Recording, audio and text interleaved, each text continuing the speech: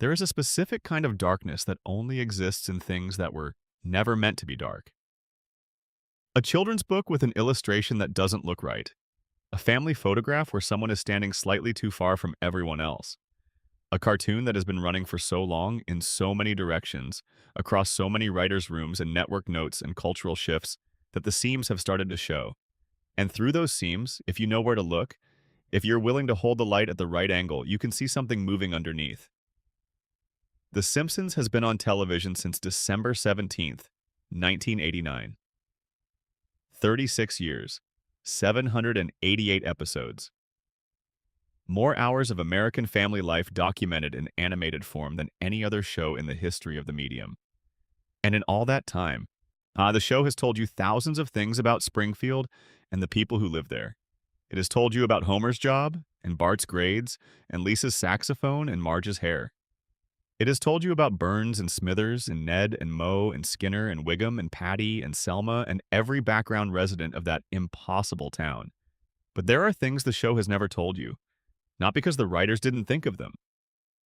Not because the writers are unaware of the patterns embedded in 36 years of their own work. But because some things, once you articulate them, once you say them out loud in a writer's room or pitch them to a network or actually put them in an episode, become too real to take back. Some things work precisely because they remain unspoken. Because the moment the show confirms a theory, the theory stops being a shadow and becomes a fact. And facts can be addressed. Facts can be resolved. Facts can be explained away. Shadows can't. This is the specific quality of everything we're going to examine tonight. Not the theories the show has nudged at, not the ones it placed in the DVD commentary, or the meta episode, or the anniversary special. Not the ones the writers have smiled about in interviews while saying nothing definitive. Those theories are interesting. Those theories have their place. But they're not what we're here for. The theories in this video are not the theories the show has winked at. They are not the theories that got a DVD commentary mention or a meta reference in a later episode.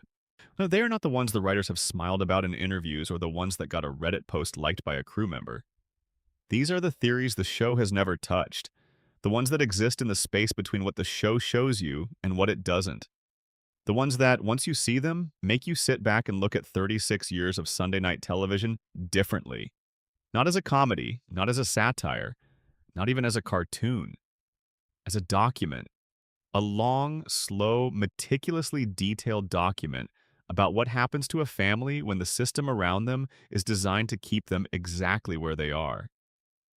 About what darkness looks like when it wears a yellow face and lives in a house on Evergreen Terrace and laughs at itself in a way that makes sure you never stop to ask why it's laughing. So here's what distinguishes the theories we're examining from every other theory you have encountered about this show.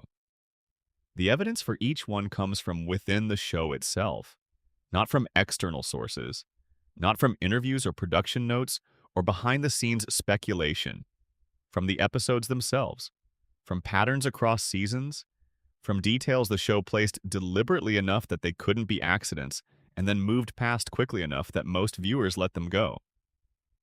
Most viewers let them go. We're going to pick them back up. Think about what it means to watch a show for 36 years. Think about what kind of relationship that is. Most of the people watching The Simpsons right now have never known a world without it.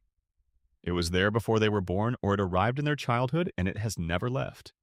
It is, in a specific and somewhat strange sense, more constant than most of the actual relationships in their lives. Pets have died. Grandparents have died. Friends have moved away. Relationships have ended.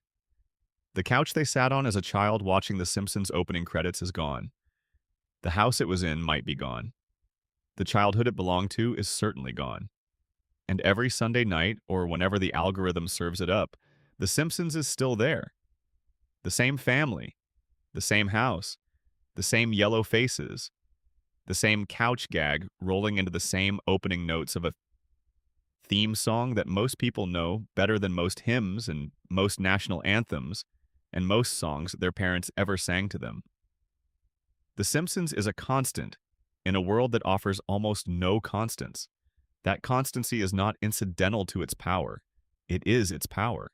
And that constancy, The thing that has made the show a fixture of American life for longer than most of its audience can remember, is built on a specific and deliberate fiction. The fiction that Springfield exists in a permanent present, that the Simpsons are frozen, that time doesn't pass, and consequences don't accumulate, and the family you come back to next week is the same family you left last week. The theories in this video are what you find when you pull at that fiction. When you ask not just what Springfield shows you, but what Springfield is hiding inside the showing. When you look not at the jokes, but at the specific choices that were made about what to put inside them and what to let the jokes obscure.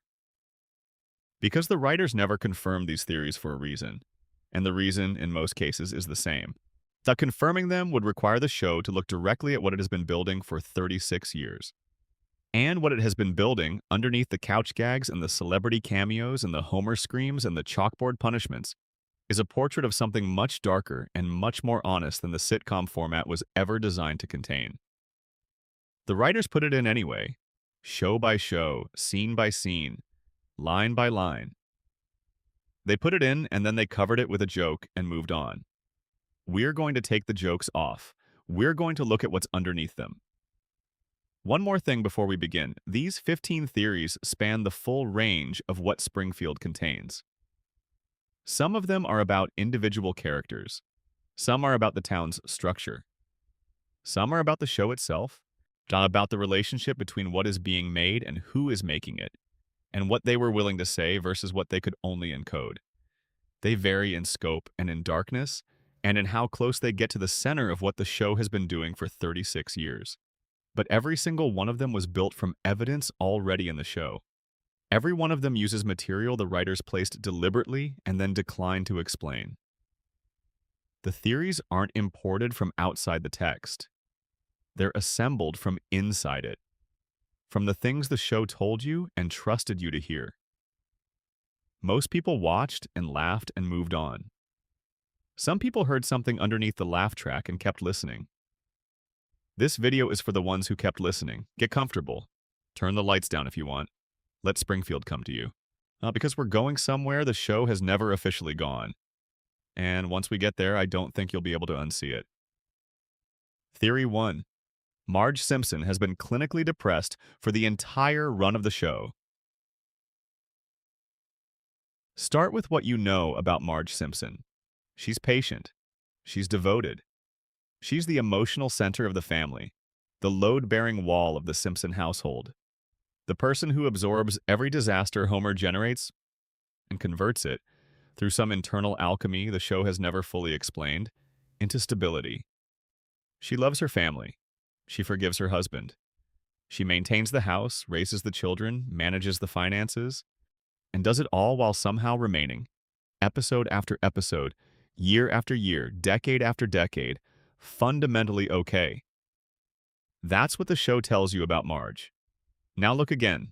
Marge Simpson wakes up every morning in the same house she has always lived in. She is married to a man who, by any reasonable external measure, has spent 36 years failing her. A man who forgot their anniversary so many times the show stopped counting. A man who has endangered the lives of every member of their family through negligence, stupidity, selfishness, and a particular brand of impulsive cruelty that the show frames as lovable because he always comes back and apologizes before the credits roll. A man who once used their family vacation fund to buy a bowling ball for himself. A man who told his wife she had a big butt at her high school reunion. A man who, in one of the show's most quietly brutal moments, fell asleep at his daughter's saxophone recital in the front row. Marge forgave all of it. Every single time. Reset button pressed. Episode ends. New week, new Homer disaster. Same Marge waiting on the other side of it. The show presents this as love. As the resilience of the family unit. As the central, load-bearing joke of the entire series. Homer does something terrible, Marge is hurt, Homer fixes it, they survive. But here is the question the show never asks. What does that pattern do to a person over time? Not over one episode, not over one season, over 36 years? What does it do to a woman to spend 3.5 decades in a loop where her husband hurts her, apologizes, and then does it again? Where she expresses her frustration is heard for exactly one episode, and then returns to the baseline of quiet, functional acceptance? Where the cost of leaving, the cost of breaking the cycle, is framed by the show itself as a worse outcome than staying? The theory starts small. It starts with something the show actually shows you and then immediately moves past. Marge's voice. Her voice has a specific quality, a controlled, measured, slightly strained quality that voice actors and dialogue coaches would recognize immediately as the sound of someone managing emotion rather than expressing it. When Marge is upset, she doesn't cry. She doesn't raise her voice. She makes a sound, a low, sustained, exhaled sound that the show uses as a verbal tick, a character quirk, a comedic beat. The Marge groan. The sound she makes when Homer has done something that would cause any reasonable person to break a dish or walk out a door or sit down on the kitchen floor and stay there. Instead, she groans, manages, continues. The show treats this as endearing, as Marge being Marge. But in any clinical context, in any conversation about the patterns of people who have learned to survive in environments where their emotional needs are chronically unmet, that sound has a name. It's called affect regulation. It's the sound of a nervous system that has learned, over years of repeated disappointment, to compress its responses into something manageable, something that doesn't disrupt the household, something that allows the episode to continue, and it connects to something larger. That's something the show establishes in its earliest seasons and never fully returns to.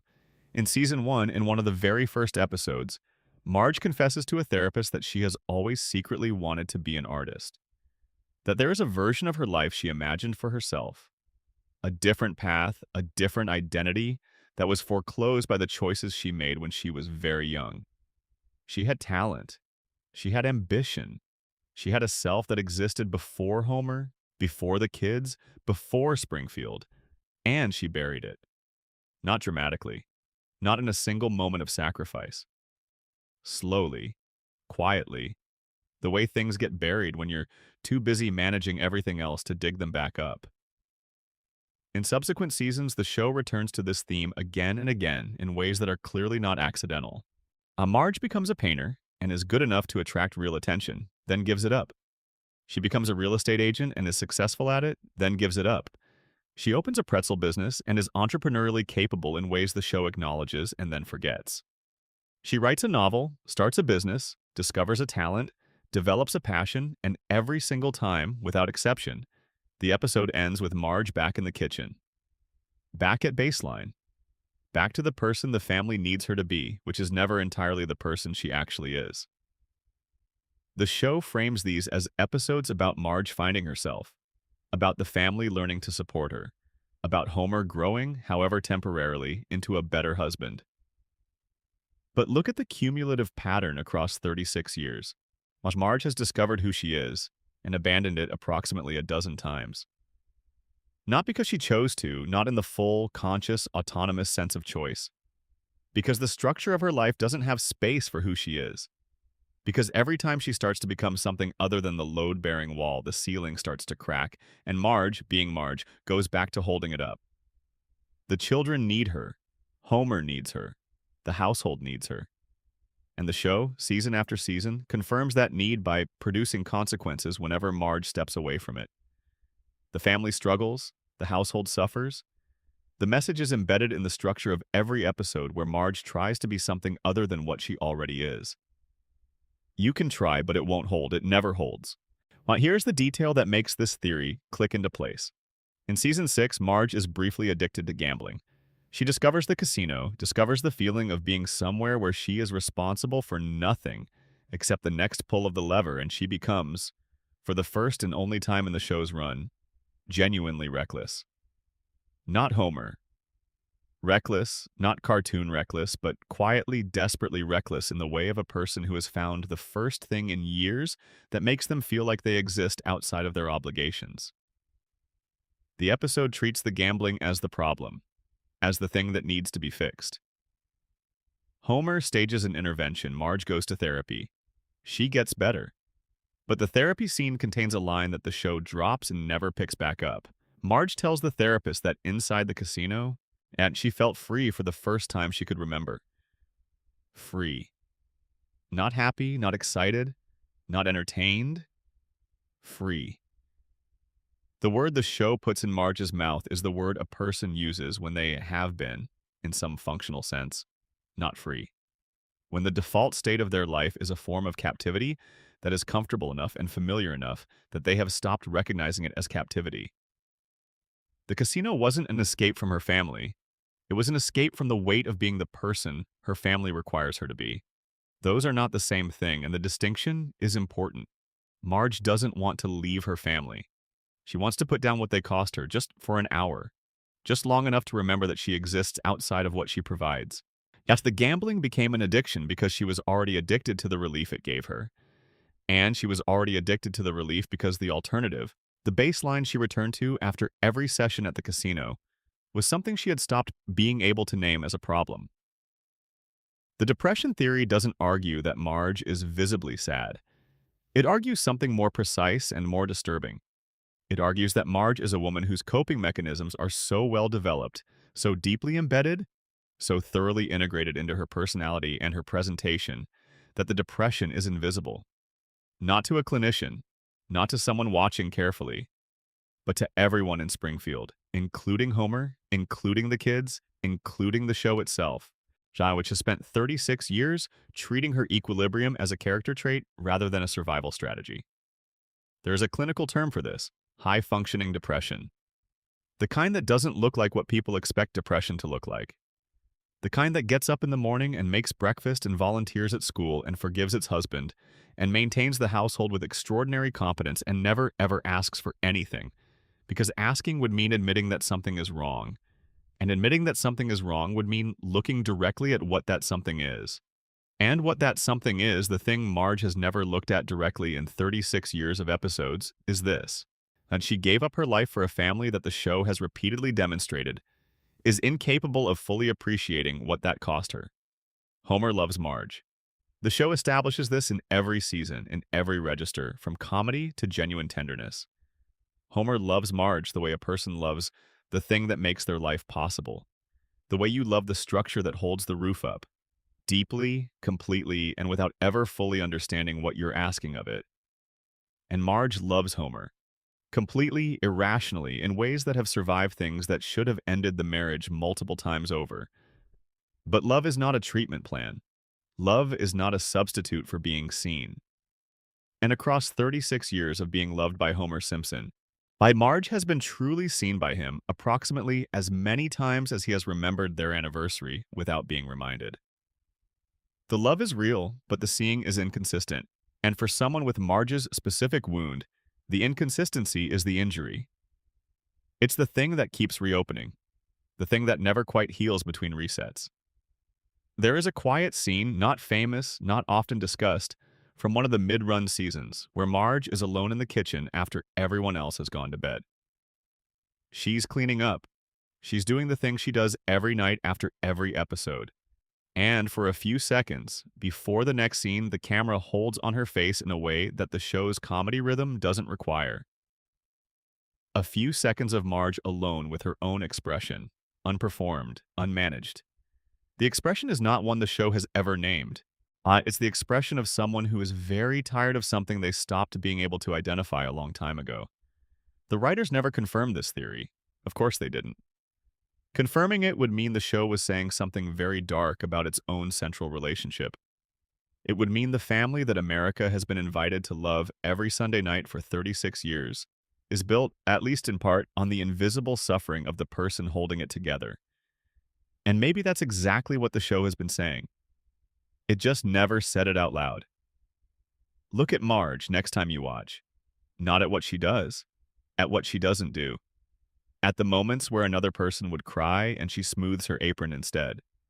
At the moments where another person would leave and she stays. At the sound she makes when Homer disappoints her. Now that controlled, compressed, managed sound. That's not a character quirk. That sound is the sound of someone who decided a very long time ago that her feelings were a problem to be managed rather than a truth to be heard. The show never confirmed this theory because the show needs Marge to be okay. But the evidence laid out across 36 seasons of carefully placed moments suggests she hasn't been okay for a very long time. Theory 2, Bart Simpson was supposed to die. This theory begins not in Springfield, but in a room in Los Angeles in the late 1980s, where a group of writers was trying to figure out what The Simpsons was going to be. Not what it eventually became. What it was going to be in the beginning.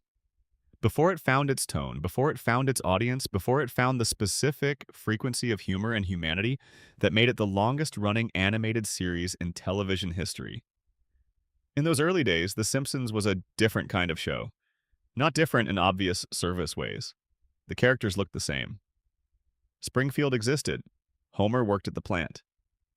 But the emotional register was harder, sharper, less interested in redemption, less interested in the warm resolution that the show eventually made into a reliable formula. The early seasons contain episodes that, watched now, feel like dispatches from a show with a fundamentally darker worldview than the one that eventually settled in for 36 years. They have an edge. They have a willingness to let things be genuinely uncomfortable in ways the later seasons carefully avoid. And buried in the production history of those early seasons, in the development conversations that happened before the cameras rolled and the network relationship solidified and the franchise became too valuable to risk on genuinely dark storytelling choices, is a detail that has never been officially confirmed and has never been officially denied.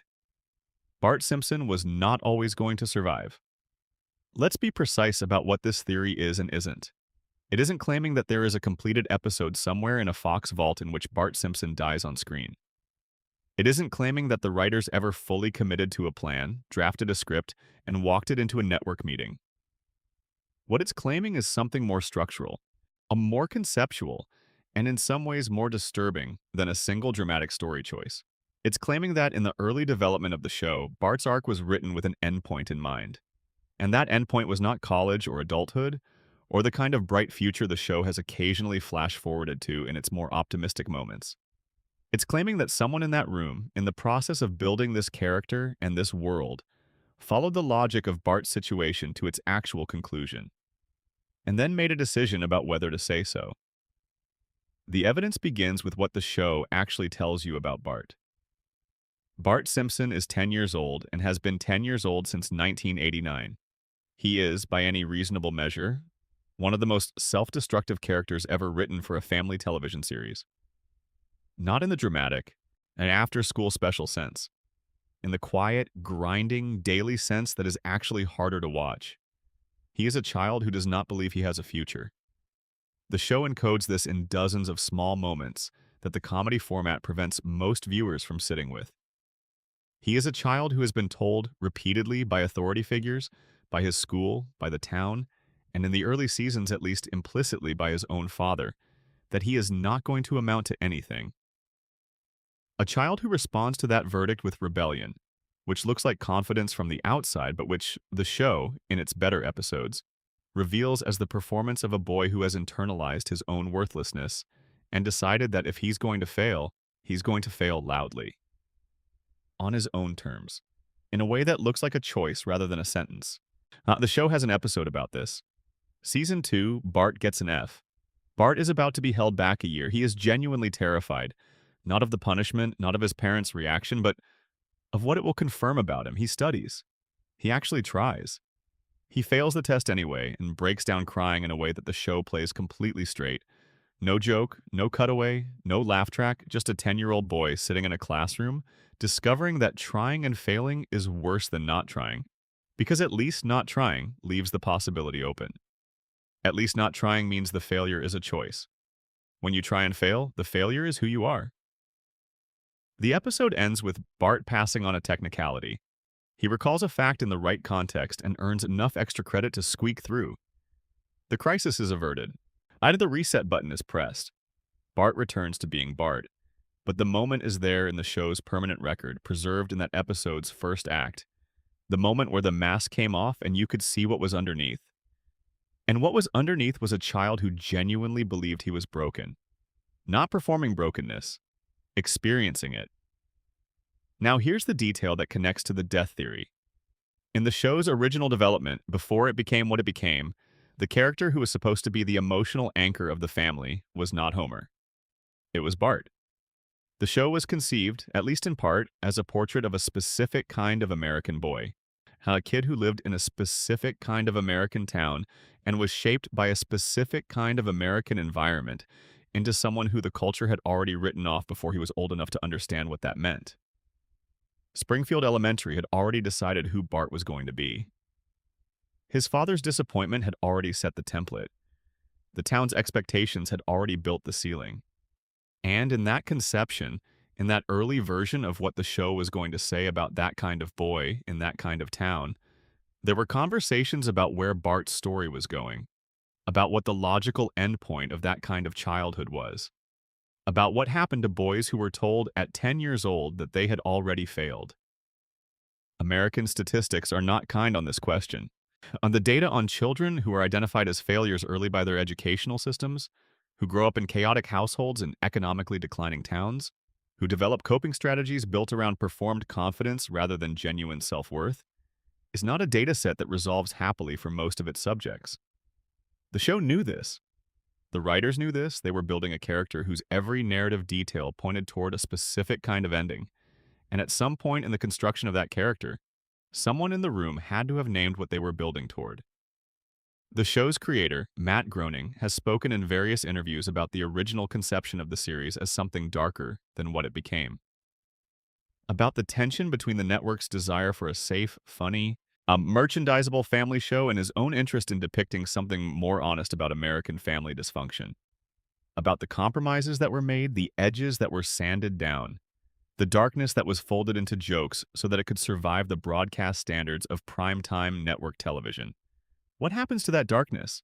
Where does it go when you sand it down? It goes into the structure, into the patterns, into the things the show keeps almost saying and then pulling back from. Look at how the show handles Bart's relationship with Homer in the first 3 seasons. Before the show found its comedic equilibrium, before Homer's strangling of Bart became a warmly received running gag that audiences anticipated with affection, there is something genuinely uncomfortable in their dynamic. But Homer's frustration with Bart in those early episodes has a quality that later seasons carefully diluted. It has the quality of a parent who looks at his child and sees his own failures reflected back at him and responds to that reflection with something that isn't quite love and isn't quite resentment, but occupies the uncomfortable space between them. It's the behavior of a man who is too self-absorbed to be a good father and too aware of his own inadequacy to be comfortable around the evidence of it. Bart is that evidence. Every time Homer looks at Bart, he sees the verdict he doesn't want to face. And Bart absorbs this. He absorbs it and turns it into attitude and bravado and the performance of a kid who doesn't care. But the show's early seasons show you the gaps in the performance. During the moments when the attitude drops for half a second and you can see what's underneath it, which is a child who is waiting for someone to see him correctly, who has mostly stopped expecting that it will happen, who has begun the long process of building an identity around the space where expectation used to be. That is not a portrait the show was building toward a happy resolution. That is a portrait the show was building towards something else. Something the show circled, approached, and then decided not to land on. Something it redirected into cartoon immortality and floating timelines, and the protective mechanism of a loop that never ends and therefore never reaches its conclusion. The writers never confirmed this theory. They couldn't. The franchise was too valuable. The character was too beloved. The show could not be the show that followed a 10-year-old boy to the destination his circumstances were pointing toward. But the fact that someone may have imagined that destination, the fact that it may have existed, even briefly, as a possibility in the room where this show was created, the fact that the show spent its entire first season establishing the exact conditions that would produce a specific kind of outcome and then pulled back, softened everything, folded the darkness into jokes, and handed Bart the cartoon version of survival instead. That fact doesn't go away just because the writers never confirmed it. Bart Simpson is still 10 years old. He will be 10 years old forever. The loop protects him. The floating timeline keeps him safe. He will never be 11. He will never face what comes after 10. And he will never have to find out whether the story the first season was building was the story the writers ultimately meant to tell. But somewhere in the development history of this show, before the safety net was fully installed, someone looked at Bart Simpson and saw what Springfield was building. and decided, consciously or not, that the kindest thing you could do for a character like that was to never let him grow up. Because growing up, for a boy like Bart, in a town like Springfield, in a household like the one the show constructed for him, was never going to end the way the show needed it to. The writers made sure of that, by making sure it never ended at all. Here is what the theory leaves you with. Every episode of The Simpsons that features Bart Simpson is, under this reading, a reprieve, a continuation of the protective fiction. Each time Bart skateboards past the camera or pulls a prank or sits in detention writing lines on the chalkboard or gets in trouble and gets out of it. By the time the credits roll, it is the show doing the thing it decided to do in those early rooms before the franchise calcified, and the network notes came in and the character became too commercially valuable to risk. It is the show choosing again and again, episode after episode, the story where the boy survives. Not because that's where the evidence was pointing. It wasn't. The evidence in those first seasons was pointing somewhere else entirely. But because someone in that room decided that the fiction, the protective, loop-resetting, forever 10-years-old fiction, was better than the alternative. That a Bart Simpson who never grew up and never faced what growing up in Springfield would have meant for a boy like him was worth the cost of never telling the honest story. The honest story was abandoned. The comfortable one was chosen instead. And Bart has been 10 years old ever since. Safe. Permanently, artificially, impossibly safe. The way you can only be safe when the story that you're living in loves you enough to refuse to let it end.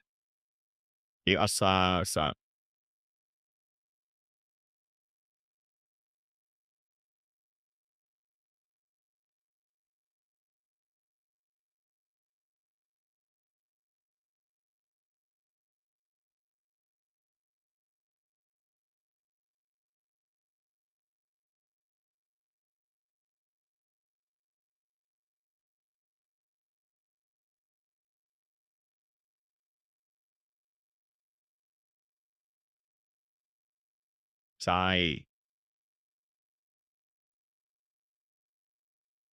Before we go any further into Springfield, pause for a second and drop a comment.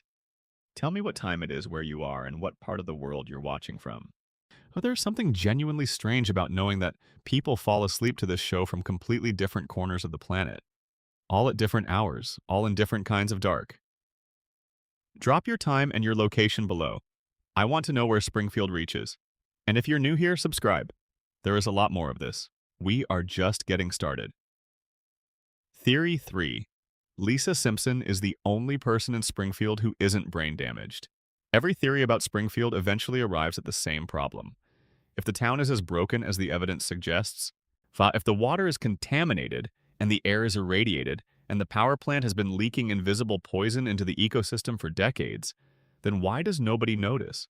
Why doesn't anyone look around at the three-eyed fish and the luminous rats and the yellow skin and the four-fingered hands and say out loud to another human being, something is wrong here?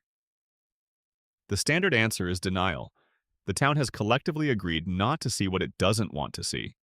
The population has been cognitively compromised to the point where critical thinking is functionally impossible. Burns's operation depends on a workforce and a community that can absorb evidence of its own destruction without reaching the conclusions that evidence demands. Now, the contamination that produces the mutations also produces the cognitive fog that prevents the mutations from being examined. It's a self-sealing system. The same thing that breaks you also prevents you from understanding that you've been broken. That's the standard answer, but it doesn't account for Lisa. Lisa Simpson is 8 years old. She is also, by any measure the show applies to its characters, a genius. Her IQ has been stated, implied, and tested across dozens of episodes, and while the specific number shifts depending on the story, the baseline never changes. Lisa is extraordinarily intelligent. Lisa sees clearly. Lisa asks the questions nobody else in Springfield thinks to ask, and arrives at answers nobody else in Springfield is equipped to understand, and she has been this way since the very first episode. The theory isn't just that Lisa is smart. The theory is that Lisa's intelligence is the direct result of the same environmental factors that have damaged everyone else, but operating in the opposite direction. That what the radiation took from Homer, it gave to Lisa. That the mutation which reduced her father to a man who once forgot the word for bread runs through the same DNA, the same household, the same contaminated water supply, and in Lisa's case did something different. Something the show has never been willing to examine too directly because examining it leads somewhere the writers clearly weren't ready to go. If Lisa's intelligence is a mutation, then Lisa's clarity, her ability to see Springfield as it actually is rather than as it presents itself, is a symptom, not of health, of something else. Not of a brain that was altered by the same forces that altered her father's, but in a direction that makes her more aware rather than less. And awareness in Springfield is not a gift, it's a condition. It's the thing that makes every day of Lisa's life feel like being the only sober person at a party where everyone else has been drinking for 36 years and has long since stopped noticing that anything is wrong. She can see the three-eyed fish. She can see the cracked cooling towers. She can see the pattern of municipal corruption and environmental contamination and cognitive degradation that the rest of the town is incapable of perceiving. She sees all of it. She has always seen all of it. And it has never once changed anything. Look at what Lisa's intelligence actually gets her in Springfield. It gets her ignored. Not repeatedly, systematically, across every season of the show's run. Lisa brings evidence of the power plant's contamination and is dismissed. Lisa raises concerns about Springfield's political corruption and is mocked. Lisa identifies injustice, articulates it with precision, presents it with the rigor of someone who genuinely believes that the truth, clearly stated, should produce results, and receives nothing for it except frustration and the particular loneliness of someone who has spent decades being right in a room full of people who can't hear her. The town, including her own family, has developed a collective immune response to Lisa's clarity. When Lisa sees something clearly and says so, Springfield's defense mechanism activates automatically and immediately. She's too young. She's overreacting. She's just being Lisa. The dismissal is so practiced, so reflexive, so completely devoid of actual engagement with what Lisa has said, that it can't be the result of individual judgment.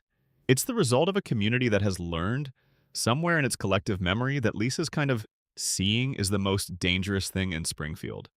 More dangerous than anything she's actually identified. Because what she's identified can be addressed one issue at a time. What she represents, a mind that can see the whole system clearly, is something the system itself cannot survive. And here's what the theory finds in that pattern. The defense mechanism is too automatic, too consistent, too universal.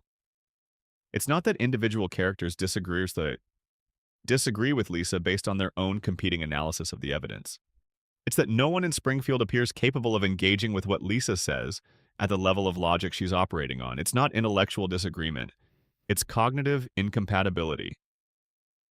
The gap between Lisa's thinking and everyone else's in Springfield is not the normal gap between intelligence levels. It's a gap between different kinds of brains. A gap that the radiation theory explains precisely. Homer can't follow Lisa's arguments, not because he's lazy or disinterested, but because the neurological infrastructure required to process them has been compromised. This is not a metaphor. The show establishes, literally, that Homer's IQ was once significantly higher than it is now. That there is a version of Homer who could have met Lisa at her level, who could have been the father she needed, who could have understood what she's saying when she talks about the town and the plant and the things that don't add up. That Homer existed before the decades of radiation exposure and the crayon and the accumulated neurological damage. The same is true of virtually every adult in Springfield. Wiggum can't act on what Lisa tells him because the information cannot be processed at the complexity she's presenting it. Skinner can't act on it because the institution he runs was not built to produce that kind of response, and neither was the brain managing it. Burns knows the truth Lisa is articulating better than she does, but Burns is the source of the contamination, not its victim, and he has resources the town doesn't have access to. And Lisa knows this. The show tells you this directly in the episodes where Lisa gets closest to true despair. Not child sadness, not disappointment at a specific outcome, but the specific, quiet, adult despair of a person who can see exactly what is happening around her and has no mechanism for communicating it to anyone capable of acting on the information. She is the most intelligent person in a town that has been systematically intellectually degraded, and the intelligence that makes her exceptional also makes her completely alone. There is an episode in season 7, Lisa the Iconoclast, where Lisa discovers documentary evidence that Springfield's founding father, Jebediah Springfield, was not the heroic pioneer the town believes him to be, but a murderous fraud whose entire legend was fabricated. She has the evidence, she has verified it. She presents it. She is correct. And then she buries it. She decides that the town needs its myth more than it needs the truth. She puts the evidence away and lets Springfield keep its comfortable fiction. The show frames this as a lesson in pragmatism, a coming-of-age moment where Lisa learns that some truths are too costly for their communities to absorb. That wisdom sometimes looks like choosing the right moment to speak rather than speaking every truth at every moment. But under this theory, the lesson is darker and more final than the show allows itself to say. Lisa buries the truth not because it's the pragmatic choice, not because she has made a sophisticated calculation about the community's capacity for difficult information. She buries it because she is 8 years old and she has already learned how, through years of trying the other approach, that truth is a language nobody around her can speak. That her intelligence is not a bridge to the people she loves. It is a wall between her and them. A wall that was built by the same environmental forces that built Homer's limitations, just from the other direction. And she has been on one side of that wall, alone, for the entire run of the show. The writers never confirmed this theory because confirming it would mean the show's most optimistic character. The one who keeps fighting, the one who keeps believing that things can be better and that the truth matters and that intelligence in the service of justice will eventually produce justice, is in fact living in a state of permanent, irresolvable cognitive isolation. It would mean that Lisa's famous idealism is not actually hope. It's what hope looks like when it has nowhere left to go, when the person feeling it is too intelligent to fully believe it will ever be answered, and too principled to stop feeling it anyway. Lisa Simpson is not the brightest person in Springfield because she was born lucky. She is the brightest person in Springfield because the same system that broke her father's brain broke hers in the opposite direction. And the thing the show never confirms, the thing it circles and approaches and retreats from in episode after episode, is that both outcomes are equally tragic. Homer doesn't know what he lost. He can't know. That's the nature of the loss. Lisa knows exactly what she can never have. That's the nature of hers. That's not a competition. No, that's just two different ways that Springfield takes something from you and makes sure you can never fully articulate what it was. There is one more piece of this theory, and it's the piece the show comes closest to confirming without ever saying directly. Lisa hasn't given up. After 36 years, after dozens of episodes where her intelligence has been met with dismissal, and her advocacy has been met with indifference, and her clarity has been met with collective incomprehension, Lisa Simpson is still fighting, still raising her hand, still presenting the evidence, still asking the questions that nobody around her has the cognitive infrastructure to engage with. And the theory says this is not hope. Not in the uncomplicated, optimistic sense. It's something more complicated and ultimately more interesting. Lisa keeps fighting because the alternative, the accommodation of futility, is the one thing her specific mutation will not allow. Her intelligence is the mutation. The mutation is not merely cognitive capacity. It is a particular kind of orientation toward truth that the radiation amplified to levels that make surrender functionally impossible. A person of normal intelligence, facing 36 years of the resistance Lisa faces, would eventually calibrate. Would find the level of engagement the environment supports and settle there. Would make peace with the gap between what they see and what they can change. Lisa can't calibrate in that direction. The same process that gave her the intelligence to see Springfield clearly also gave her an inability to look away from what she sees. It's not virtue, it's not courage. It's the nature of the specific mutation. She sees clearly, and she cannot stop seeing clearly, and she cannot pretend she doesn't see, regardless of what not pretending costs her. Homer can't see clearly because the radiation took that from him. Lisa can't stop seeing clearly because the radiation gave her too much of it. And both of them are trapped by what the plant did to them. Just in different rooms of the same prison. The writers never confirmed this because it collapses the distance between the show's most sympathetic character and its most pitiable one. It means Lisa's fighting spirit, the thing that makes her the show's moral center, is not a choice. It's a condition. It's the radiation doing to her brain what it does, expressed in the direction of clarity rather than fog. Now, she is what happens when the contamination goes the other way. She is what happens when Springfield makes someone too capable of seeing it, and she will keep seeing it and keep saying what she sees until the day the loop finally breaks, or the day she finally stops breathing, whichever comes first. In Springfield, the loop usually wins, but Lisa keeps raising her hand anyway, because the mutation won't let her do anything else. Theory 4. Ned Flanders secretly wants Homer dead. Let's talk about the nicest man in Springfield. Ned Flanders has been Homer Simpson's next-door neighbor for 36 years. He has been unfailingly kind, relentlessly patient, and comprehensively forgiving across every episode of the show's run. He has lent Homer tools, money, his car, his time, his food, and his emotional labor. He has absorbed Homer's insults, his neglect, his property damage, and his casual, thoughtless cruelty with a grace that the show has always presented as the expression of genuine Christian virtue. And it is. On the surface, Ned Flanders is the closest thing Springfield has to genuine moral goodness. He does the right thing, not because it's expedient or because there's an audience watching, but because his faith and his values have formed him into a person for whom the right thing is the only available option. He is, by any objective moral accounting, a better person than Homer Simpson in every conceivable way. The show confirms this repeatedly. It is practically the entire point of the Ned-Homer dynamic. That's what the show tells you about Ned. Now, sit with something else the show also tells you.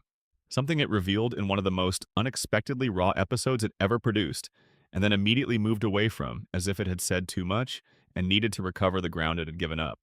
Ned Flanders was not born this way. The episode is Season 8, Hurricane Nettie. Homer and the Springfield community, in an act of well-meaning incompetence, rebuild Ned's house after it's destroyed by a hurricane. They do it so badly, with such cheerful obliviousness to the standards of actual construction, that the rebuilt house collapses immediately. And Ned, standing in the rubble of his home for the second time in 24 hours, watching his neighbors laugh at the disaster they've created, does something the show had never allowed him to do before. He breaks. Not in a comedic way, not in the controlled, sitcom safe way where a character raises their voice for one scene and then gets a hug and everything resets. Ned has a complete psychological collapse, a volcanic eruption of stored frustration that the show films with an uncomfortable accuracy, as if someone in the writer's room knew exactly what this would look like and decided to be honest about it for one episode. He screams at every person who has ever wronged him in Springfield, cataloging their specific failures with a precision and a fury that reveals, in a single devastating sequence, that Ned Flanders has been keeping score for a very long time. He is institutionalized. In therapy, a psychiatrist reveals the architecture of Ned's personality. Ned was, as a young child, aggressive, uncontrollable, and violent in ways that alarmed the adults around him. His parents, being beatnik nonconformists who interpreted every behavioral limit as a form of oppression, took him to a psychiatrist who spent 8 months systematically conditioning the aggression out of him. The rage was not addressed or understood or healed. It was suppressed through behavioral reprogramming, conditioned out of him the way you train a behavior out of an animal. The child who came out of those 8 months was the Ned Springfield knows. Patient, kind unfailingly positive. The rage was gone, or appeared to be. The show treats this revelation as a character backstory that explains Ned's personality quirks. But it gets filed under character history and the show moves on. Ned returns to being Ned. The reset happens. But here's what the theory examines. The thing the episode revealed and the show filed away without fully reading. The rage didn't go anywhere. You cannot condition a human emotion out of existence. You can suppress it, redirect it, build behavioral structures around it that prevent its expression, but the underlying emotion remains. The energy is still there. The show proved it in that episode. When the external stressors reached a sufficient magnitude, when the accumulated losses became too great for the conditioned suppression to contain, the seal cracked And what came out was not disappointment or sadness or even frustration. It was fury. Specific, stored, itemized fury at specific people for specific accumulated grievances. Decades of it. The catalog was so detailed, the inventory so thorough, that the eruption had the quality of something that had been organized and reorganized in private for years. Ned knew exactly what he was angry about. He had always known. He just couldn't let himself know that he knew. And the person at the top of the list, the person most responsible for most of those accumulated grievances, the person whose name came first in the catalog, was Homer Simpson. The theory begins with arithmetic. Add up what Homer has cost Ned over 36 years of neighborly coexistence. The borrowed tools, borrowed so casually and returned so rarely and damaged so consistently that the act of lending became indistinguishable from giving away. The property damage to the fence, the yard, the car, the house, the social humiliations, the public insults, the thoughtless cruelty that Homer deploys not out of malice but out of a self-absorption so profound that other people's feelings simply fail to register. Then add the things that can't be accounted for in an inventory. Homer's carelessness at the Springfield Speedway directly caused the accident that killed Maud Flanders. The t-shirt cannon that ended Ned's wife's life was deflected by Homer's reflexive, automatic, completely characteristic decision to protect himself first. In the moment of Maud's death, Homer's fundamental nature expressed itself completely. Get out of the way, let the t-shirts land somewhere else, and the consequence of that expression was that Ned's wife fell from the bleachers and died. The show addresses this. Ned forgives Homer for Maud's death with a graciousness that the show presents as the highest expression of his faith and his character. He doesn't blame Homer. He doesn't hold it against him. He absorbs the loss and continues to be Homer's neighbor and his friend. Because Ned has no choice. Because the behavioral modification that made him who he is has removed his access to the emotional response the situation demands. He cannot express blame because expressing blame would require expressing anger, and expressing anger is the one thing the 8-month conditioning program specifically and successfully prevented. Ned's forgiveness of Homer after Maud's death is not grace. It is the automatic, programmed response of a man whose ability to feel the full weight of his own losses was taken away before he was old enough to understand what was being taken. But the anger is there. It was there in Hurricane Nettie. And if it was there after a house collapsing, it is there somewhere, after a wife dying. The theory doesn't claim Ned is consciously plotting against Homer. It makes no assertion about Ned's intentions or his conscious wishes. It argues something more psychologically precise and more genuinely disturbing. It argues that somewhere beneath the prayers and the cheerful verbal tics and the 36 years of performed goodness, there is a version of Ned Flanders that understands with a clarity the conditioning cannot entirely suppress, that Homer Simpson has been destroying his life one episode at a time. And that version of Ned, the version that erupted in Season 8, the pre-therapy child that the conditioning buried but didn't eliminate, doesn't pray for Homer's well-being. There is an episode from the later seasons where Ned and Homer are forced to spend extended time together, and in an unguarded moment, Ned says something that the show treats as a throwaway joke, a line that lands and gets a laugh and is forgotten by the next scene. A brief, casually delivered articulation of what life would look like if Homer weren't around. The framing is light, the delivery is cheerful, the laugh track fires, but the line was written. Someone in that writer's room put it there. Someone decided that Ned Flanders, in an unguarded moment, would produce an unprompted vision of a world without Homer Simpson, and frame it in terms that were not entirely negative. The writers never confirmed this theory. They couldn't. Ned Flanders is one of the show's moral anchors, possibly its most important one. Ned is the character the show uses to measure Homer against, the standard by which Homer's failures are quantified. Ned is good. Homer is not as good. The comedy of their relationship depends entirely on this differential remaining stable and readable, revealing that Ned's goodness is a cage, and that what lives inside the cage would frighten the audience, would destabilize the differential. It would mean the measurement tool itself is broken. It would mean the standard by which the show has been assessing Homer for 36 years is not what it claims to be. The show cannot afford that. The dynamic is too load-bearing. But the cage was shown to the audience clearly in Season 8. The bars were visible. The thing inside was audible. For one episode, the show let you hear what had been behind the diddly-doos for the previous 7 seasons, and what you heard was not gentle, was not the minor frustration of a saint under pressure, was a catalog of stored injury, of a specificity and a duration that implied it had been organized and reorganized many times. That it had been visited in private, in the middle of the night, in the way you revisit the things you can't say out loud. And then the show put it back in the box. Ned returned to therapy. He recovered. He came back to being Ned. The reset was executed with the same efficiency the show applies to every reset. By the next episode, the eruption had been processed and filed, and the dynamic had restabilized. Homer is still Homer. Ned is still Ned. The fence between their properties is, symbolically, still standing. But the fence has a crack in it now. A crack the show has never gone back to look at directly. Ned forgives Homer because Ned's conditioning won't allow him to do anything else. But forgiveness is a behavior, not a feeling. It's a response, not a resolution. And the theory says that underneath the forgiveness, underneath the diddly-doos and the neighborly kindness, and the 36 years of performed sainthood, there is something Ned Flanders does not have language for and cannot acknowledge to himself. A wish for a quiet house. A repaired fence. A neighborhood where the tools come back and the wives don't die and the man next door doesn't take everything and leave nothing behind him every week for the rest of time.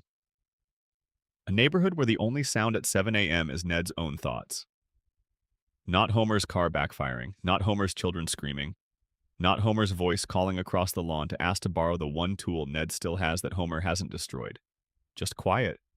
Just the sound of a life that isn't organized around the permanent proximity of a man who has cost Ned more than Ned is allowed to calculate. The writers never confirmed this wish, but they wrote the scene that made it legible. One hurricane episode that the show has spent every season since carefully walking back to normal. Some things, once written, don't disappear just because the show moves on and the laugh track fires and Ned smiles and says something with a diddly in it. The thing that erupted in Season 8 went back underground, but the underground is still there. And whatever is in it has been there for 36 years. Theory 5. The Treehouse of Horror episodes are canon.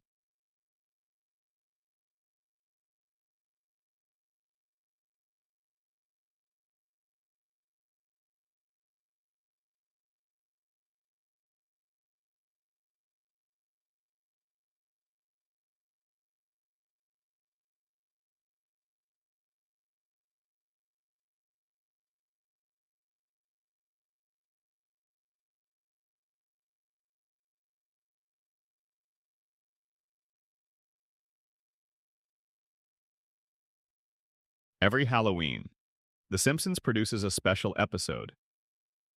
The Treehouse of Horror. Anthology format. 3 short stories per episode. Horror parodies, science fiction nightmares, gothic fairy tales. The characters die, are mutated, are abducted, are consumed. The rules of the normal show are suspended entirely. Anything can happen and does. The show has always maintained, explicitly and consistently, that these episodes don't count. The deaths aren't real. The events aren't canon. The Treehouse of Horror exists outside the main continuity, a seasonal playground where the writers can do things the normal show won't permit, knowing that the reset button will restore everything before November is over. The theory says that's not true. Not in the obvious sense. Not in the naive sense that the specific horror story events, the alien invasions and the monster attacks, and the family members murdering each other, are literally unfolding in the show's main timeline between regular episodes. But in a more structural, more conceptually precise, and ultimately more disturbing sense.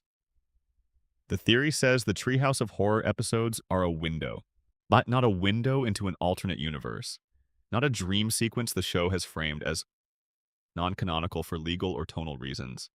A window into what the characters actually are when the show's protective layer of comedy is fully and deliberately removed. Start with Homer. In the regular episodes, Homer survives things that should kill him, through a combination of cartoon physics and the show's fundamental, structural unwillingness to let its protagonist die. He falls off cliffs and walks away. He is electrocuted and recovers. He absorbs damage that would be fatal to any biological organism and resets by the next scene. The show presents these survivals as a consistent expression of Homer's unusual physical resilience, which the radiation theory connects to his biology and the coma theory connects to dream logic, but which the show itself never explains. The Treehouse of Horror episodes don't extend this logic. They invert it completely. Homer dies in the Treehouse of Horror episodes constantly, graphically, repeatedly, in ways that the show films with a specificity and a duration that normal episode deaths never receive. He is killed by his own family. He is consumed. He is destroyed in detail, at length, with the camera watching the process rather than cutting away from it. Why would a show that protects its protagonist in every single regular episode spend its Halloween specials systematically, creatively, elaborately killing him? The standard answer is genre. It's a horror anthology. Death is the genre's currency. The deaths aren't meaningful, they're tonal. That they signal to the audience that the normal rules are off, and the show is allowed to be scary and dark because it's October. The theory's answer is different. The theory says the Treehouse of Horror episodes are showing you what Homer's life looks like when the cartoon logic that protects him is turned off. When the genre conventions that function as a safety net are removed. When the show is allowed, for one episode a year, to be honest about what it would mean to be Homer Simpson in a world that operated on normal physical and neurological rules. And what it means, what the Treehouse of Horror reveals year after year with surprising consistency, is that Homer is a man in a situation that should, by any realistic measure, have killed him many times over. The radiation, the negligence, the physical damage, the sustained assault on his body and his brain that the regular show documents and then neutralizes through cartoon physics. The Treehouse Homer, the one who doesn't survive, is not the horror version. He's the real version. The regular Homer, the one who bounces back from everything, is the fantasy the show has agreed to maintain during the other 47 weeks of the year. But the theory goes further than Homer. Look at what the Treehouse of Horror episodes reveal about the Simpson family's relationship with each other. In the regular episodes, the family argues, the family struggles, individual members hurt each other in ways the comedy format ensures are ultimately harmless. But the love is load-bearing. It holds. By the end of every episode, no matter what has happened, the family is together and the bond is intact. Much of the show's core thesis is that this family survives because it loves each other, that the love is sufficient, that it always will be. In the Treehouse of Horror episodes, the family kills each other, regularly. In multiple entries across the anthology's 3-decade run, family members murder each other with a casualness that the horror framing is supposed to make acceptable. It's genre, not character. It doesn't mean anything about who these people actually are to each other. It's just the Halloween special. But the theory asks what it means that the writers, when freed from the constraints of the regular show, when the network requirement to produce a loving family comedy is suspended for one episode, keep returning to the image of the Simpson family as a threat to each other. What does it say about the creative imagination underlying the show that the first place it goes when the rules come off is family members killing each other? The Treehouse of Horror episodes are not wish fulfillment for the writers. They are not simple catharsis. They are, the theory argues, the show's most honest creative expression. The thing the writers actually see when they look at this family and this town, without the requirement to make it funny and safe and resettable before the credits roll. They see people who are one removed safety net away from catastrophe.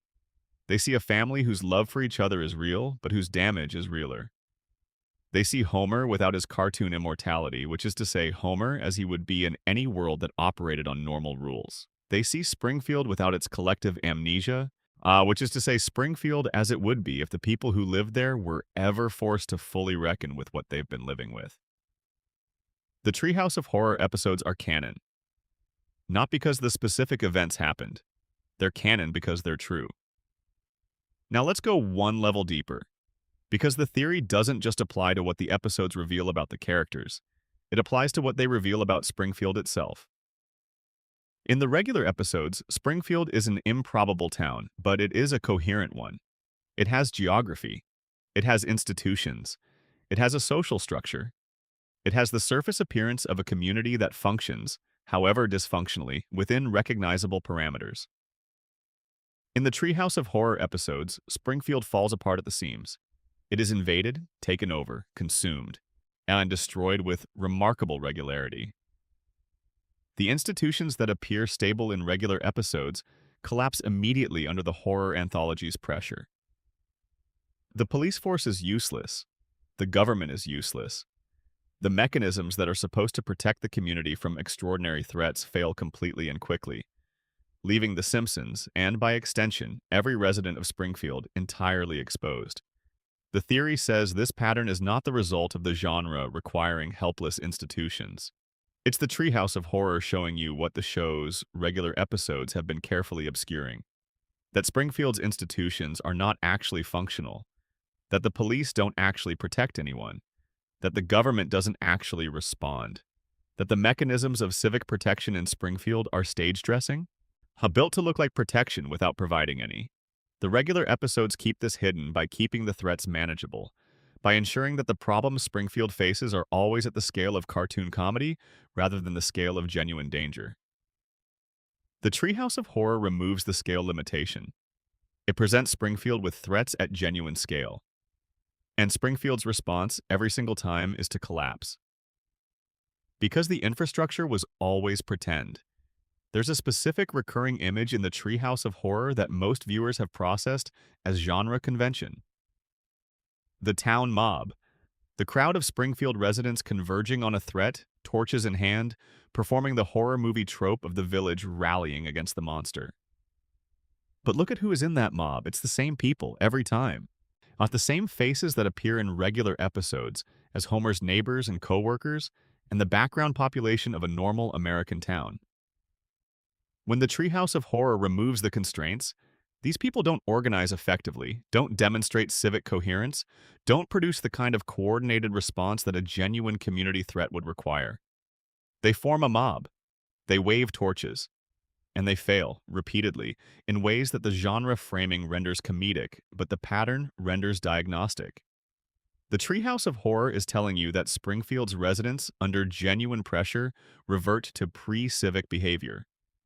That the veneer of normalcy, of being a coherent town with functional institutions and cooperative social bonds, is exactly that. A veneer, 1 October episode thick. October.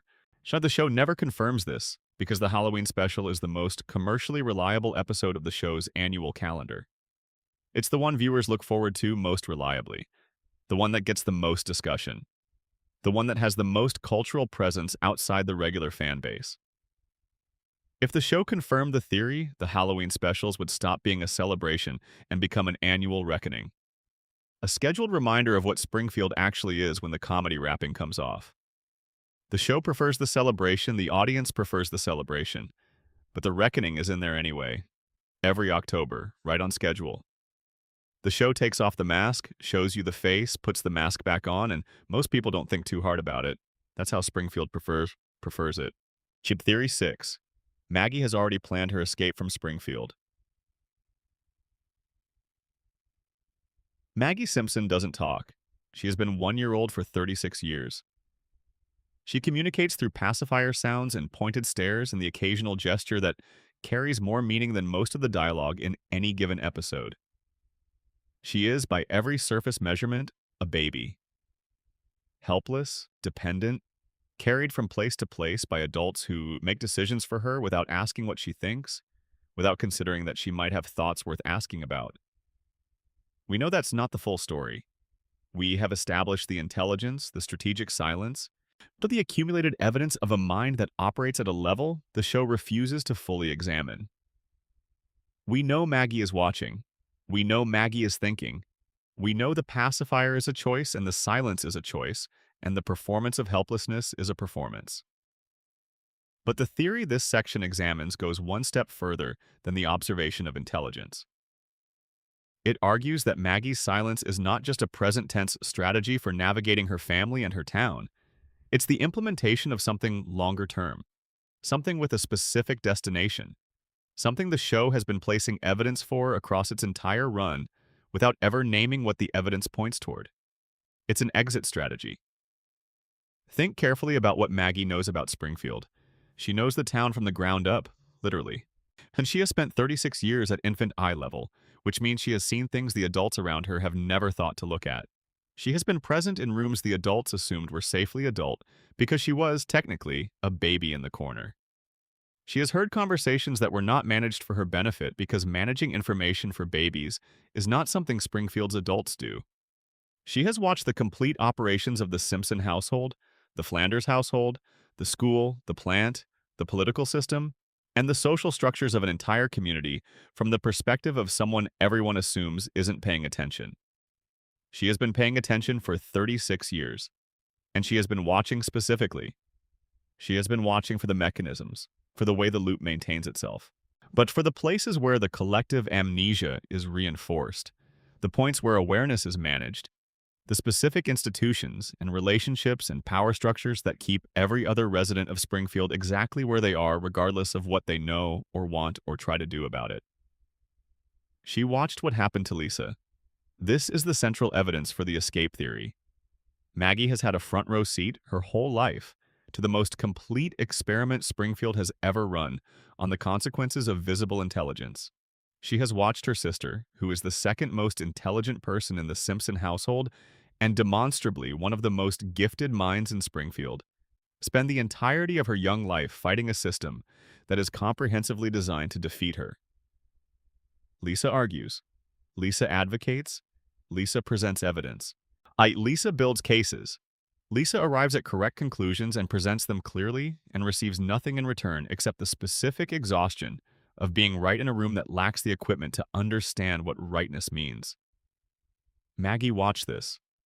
Every episode, every reset, every time Lisa's clarity produced nothing but isolation. Every time the town's defense mechanism activated against her sister's intelligence and dismissed it automatically, reflexively, without genuine engagement. And Maggie decided not to do that. The lesson Lisa teaches, without meaning to, is the lesson Maggie has learned most completely. The lesson is that visibility in Springfield is the enemy of effectiveness.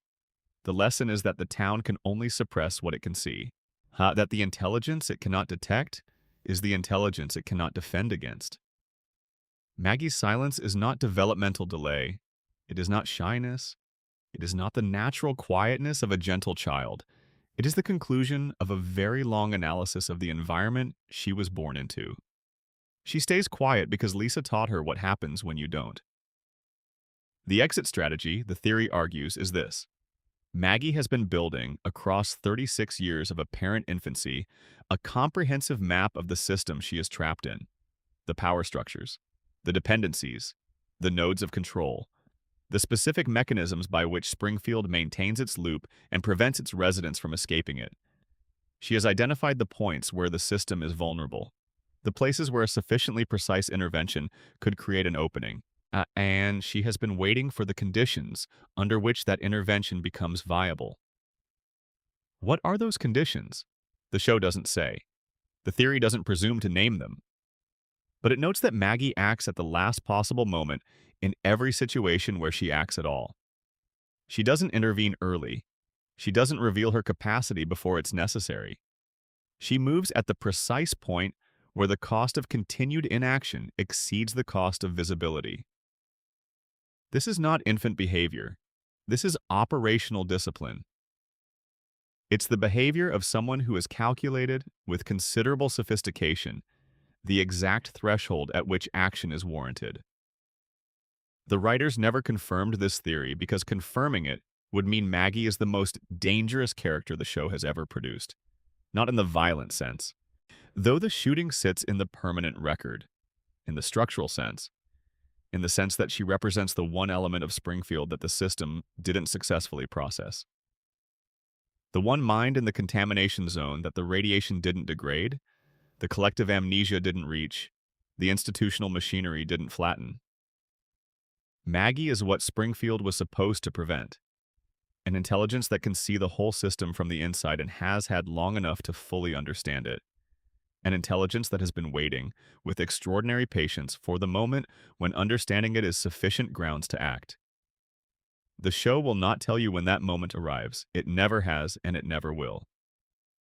Consider the specific image the show has returned to dozens of times across 36 years. Maggie, sitting in her high chair or her stroller or her corner of the living room. Silent, wide-eyed, the pacifier moving rhythmically, the enormous eyes moving across the room, taking in whatever is happening around her. That image is presented as adorable, as the visual shorthand for the show's youngest, most helpless character. A baby being a baby. The theory reads it differently. The theory sees that image and recognizes it as the most consistent depiction of sustained, systematic observation that the show contained. Those eyes are not the eyes of a baby absorbing her environment without comprehension. They are the eyes of someone who is comprehending everything and choosing very carefully what to do with what they understand. The pacifier is the tell. The pacifier is the cover. An adult with those eyes in that posture, taking in a room with that quality of attention, would be noticed and questioned. A baby with those eyes is precious, is cooed over, is picked up and cuddled and returned to her corner to continue watching. Maggie has used the pacifier and the baby body and the expectation of helplessness as the most effective camouflage in Springfield's history.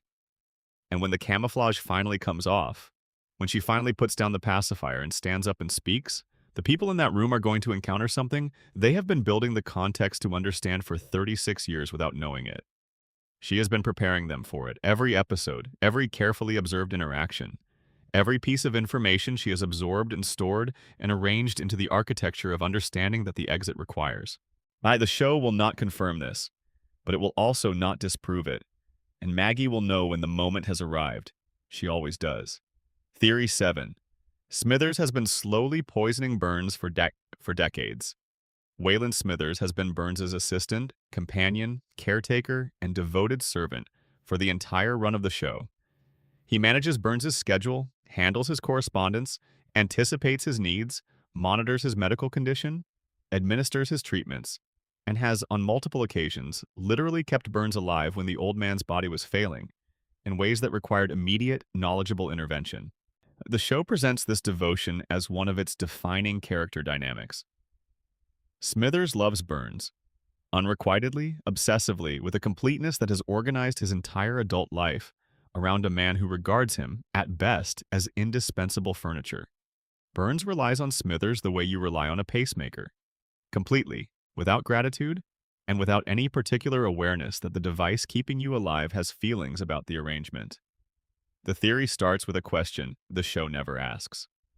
If Smithers loves Burns so completely, and if that love has never been returned in any meaningful way, and if Smithers is simultaneously the only person with the access, the knowledge, and the technical capability to end Burns's life without anyone in Springfield being able to prove it was anything other than a medical failure, why hasn't he? The obvious answer is love.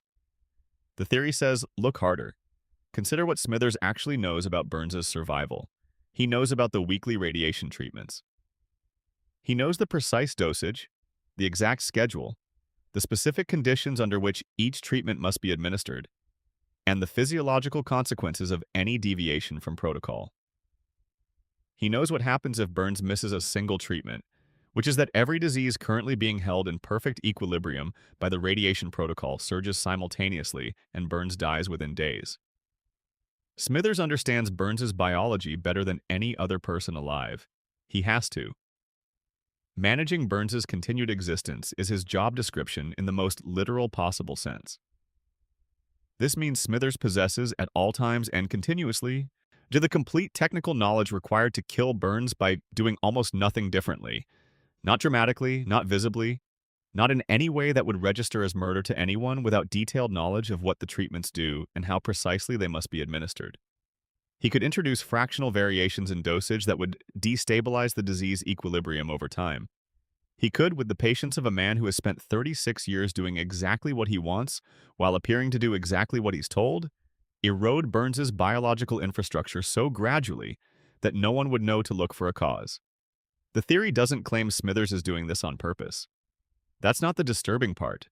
The disturbing part is the possibility that Smithers might not know whether he's doing it on purpose. Think about the psychology here. Smithers is a man who has organized his entire existence around loving someone who will never love him back, who depends on him, uses him, and treats that dependence as ownership rather than relationship. Who has allowed Smithers to dedicate his life to his service without ever acknowledging what that service costs? Smithers has sacrificed everything to Burns. His social relationships, his romantic possibilities, his own autonomy, his sense of self outside the one that has been built in relation to Burns's needs. He has given everything, and he has been given nothing in return except continued employment. There is a category of psychological research on people who are in long-term caretaking relationships characterized by profound power imbalances, how where the caretaker's love is not returned and their sacrifice is not acknowledged. The research identifies something that sounds like a paradox but isn't. These caretakers often develop, over time, an ambivalence about the survival of the person they care for that they cannot consciously access. Not a wish for the person's death, something more complicated and more honest. A fatigue, a question, an awareness, suppressed but present, that their own life is being consumed by the maintenance of someone who does not value it. Smithers has the knowledge, the access, and the decades-long accumulated cost of unreturned devotion. He controls, completely and exclusively, the mechanism that keeps Burns alive.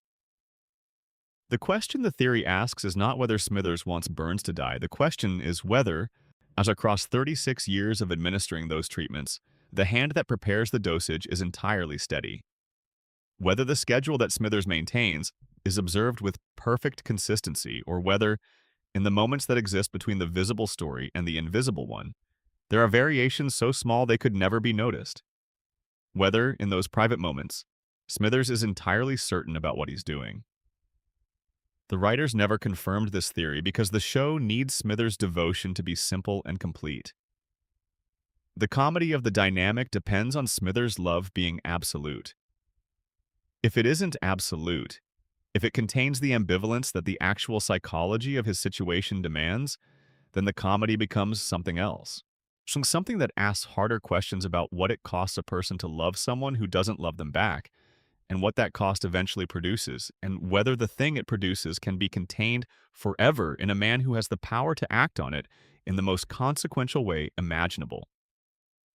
The writers put that power in Smithers' hands deliberately. They built the character that way. They gave him the access and the knowledge and the motive, and then they asked the audience to believe that none of it matters because love. The theory says love is not sufficient to answer the question they built into the character. And in the space between the question and the answer, Burns continues to live on treatments that only one person truly understands. Consider as a final thought on this theory the specific architecture of Smithers' situation from a purely practical standpoint. He is the only person in Springfield who could kill Burns and not be suspected. Everyone else who has motive, and there are dozens of them, Homer, the town's entire population, former employees, environmental activists, the families of people harmed by the plant, all of them would be investigated immediately if Burns died under suspicious circumstances. They have motive and they lack access. Smithers has access and his motive is invisible. Because to the outside world, Smithers' motive is the opposite of murder.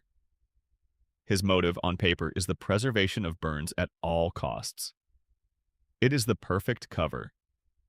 Not because Smithers designed it as a cover, but because the dynamic he has lived inside for 36 years has produced, as a byproduct of its specific configuration, the conditions of complete undetectability. A man who loves the person he might be killing, who has the only means to do it. Who has the perfect alibi in the form of his own devotion? Who would, if Burns died, be the person everyone turned to for comfort and answers, and who would provide those things with genuine grief, because the grief would be genuine? You can grieve something you were ambivalent about. You can miss something you're not entirely sure you didn't damage. The writers never confirmed this theory. They built the architecture of it and then stepped back. They gave you Smithers and Burns and 36 years of the dynamic and the knowledge that Smithers controls the mechanism of Burns's survival, and they left the question standing. The question they never answered, but the question the theory refuses to stop asking. Theory 8. Principal Skinner knows exactly who he is. In season 9, the show revealed that Principal Seymour Skinner is not Seymour Skinner. He is Armin Tamzarian, a former street criminal who assumed a dead soldier's identity and spent 20 years living inside it. The real Seymour Skinner returned. The deception was exposed. Springfield held a town meeting and voted, unanimously, to keep the lie. The imposter remained Skinner. The real Skinner was exiled. A judge made it illegal to speak the truth on penalty of torture. But the show presented this as a story about a man who had been so committed to a stolen identity for so long that the theft had become indistinguishable from reality. Tamzarian had become Skinner so completely that when the original Skinner returned, the community's judgment was that the copy had superseded the original. The lie had become more true than the truth. The theory agrees with this reading, but it adds a layer the show never examines. Armin Tamzarian knows exactly who he is. He has always known. He never forgot for a single day. The standard reading of the episode is that Tamzarian had lost himself in the Skinner identity, that years of living as someone else had gradually eroded whatever sense of self he originally possessed, that by the time the real Skinner appeared, Tamzarian had genuinely become Skinner in every meaningful psychological sense, and the revelation was as much a genuine shock to him as to everyone else. He had believed his own performance so completely that the performance had replaced the performer. The theory says that's the story Springfield tells itself about what happened. It's not what actually happened. Look at Tamzarian's behavior in the episode once the truth emerges. He doesn't have the reaction of a person discovering who they are. He has the reaction of a person discovering that who they are has been found out. The distinction is small but absolute. A person who has genuinely lost themselves in an assumed identity is confused when it's stripped away. They reach for the identity they've worn and find nothing underneath, and the discovery is genuinely destabilizing. Now, they don't know what to do with themselves because they genuinely don't know who themselves is. Tamzarian doesn't look confused. He looks caught.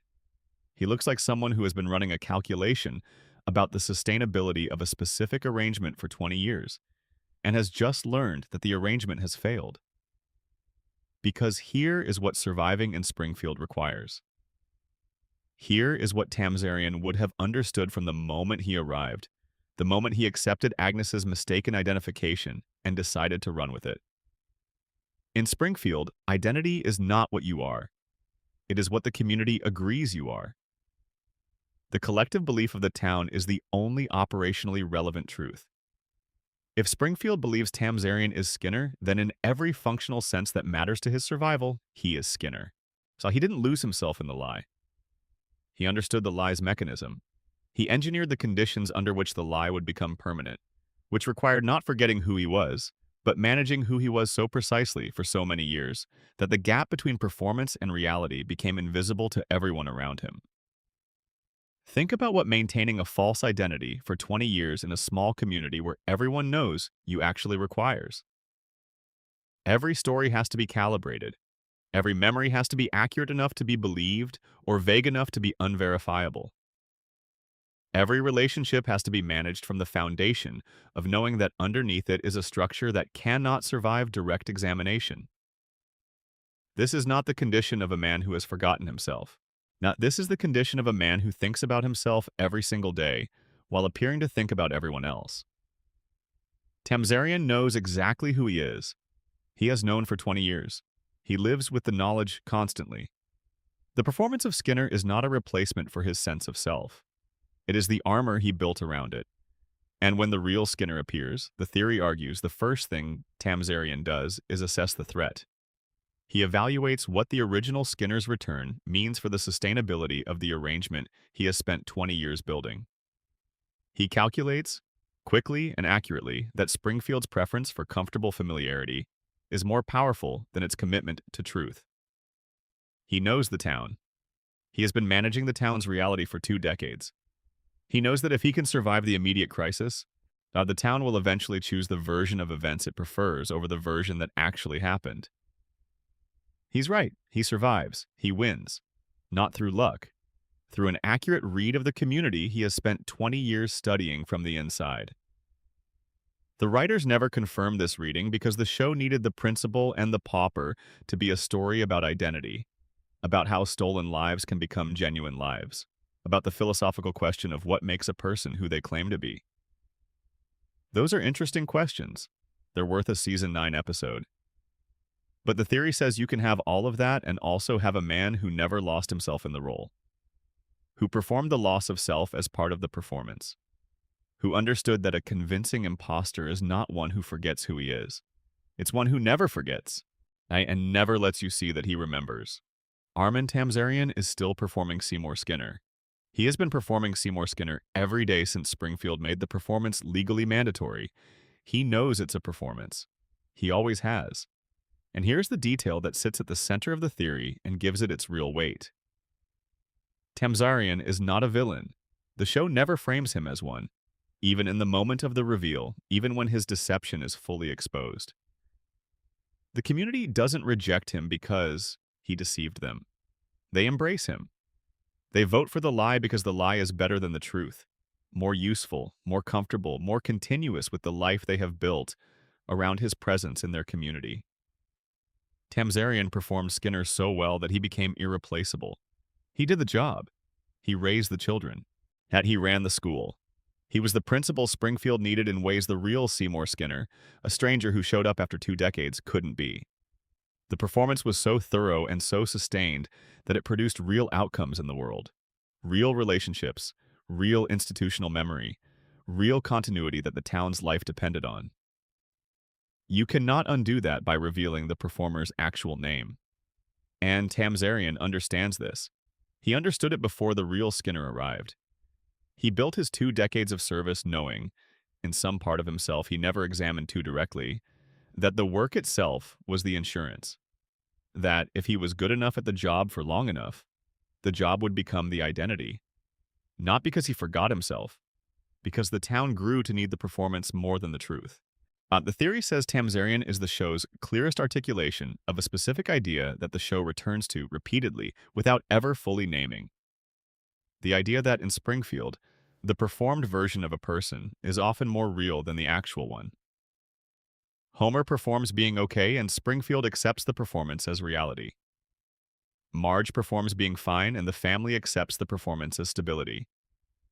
Ned performs being saintly, and the community accepts the performance as virtue. Tamzarian just did it more explicitly, more deliberately, and more successfully than anyone else. He built a life inside a name that wasn't his, and the life was real. The name was never real. And Springfield voted, correctly by its own logic, to keep the life and discard the name. Armin Tamzarian is still performing Seymour Skinner every single day, and the performance club at this point is indistinguishable from the truth, which is exactly how he planned it.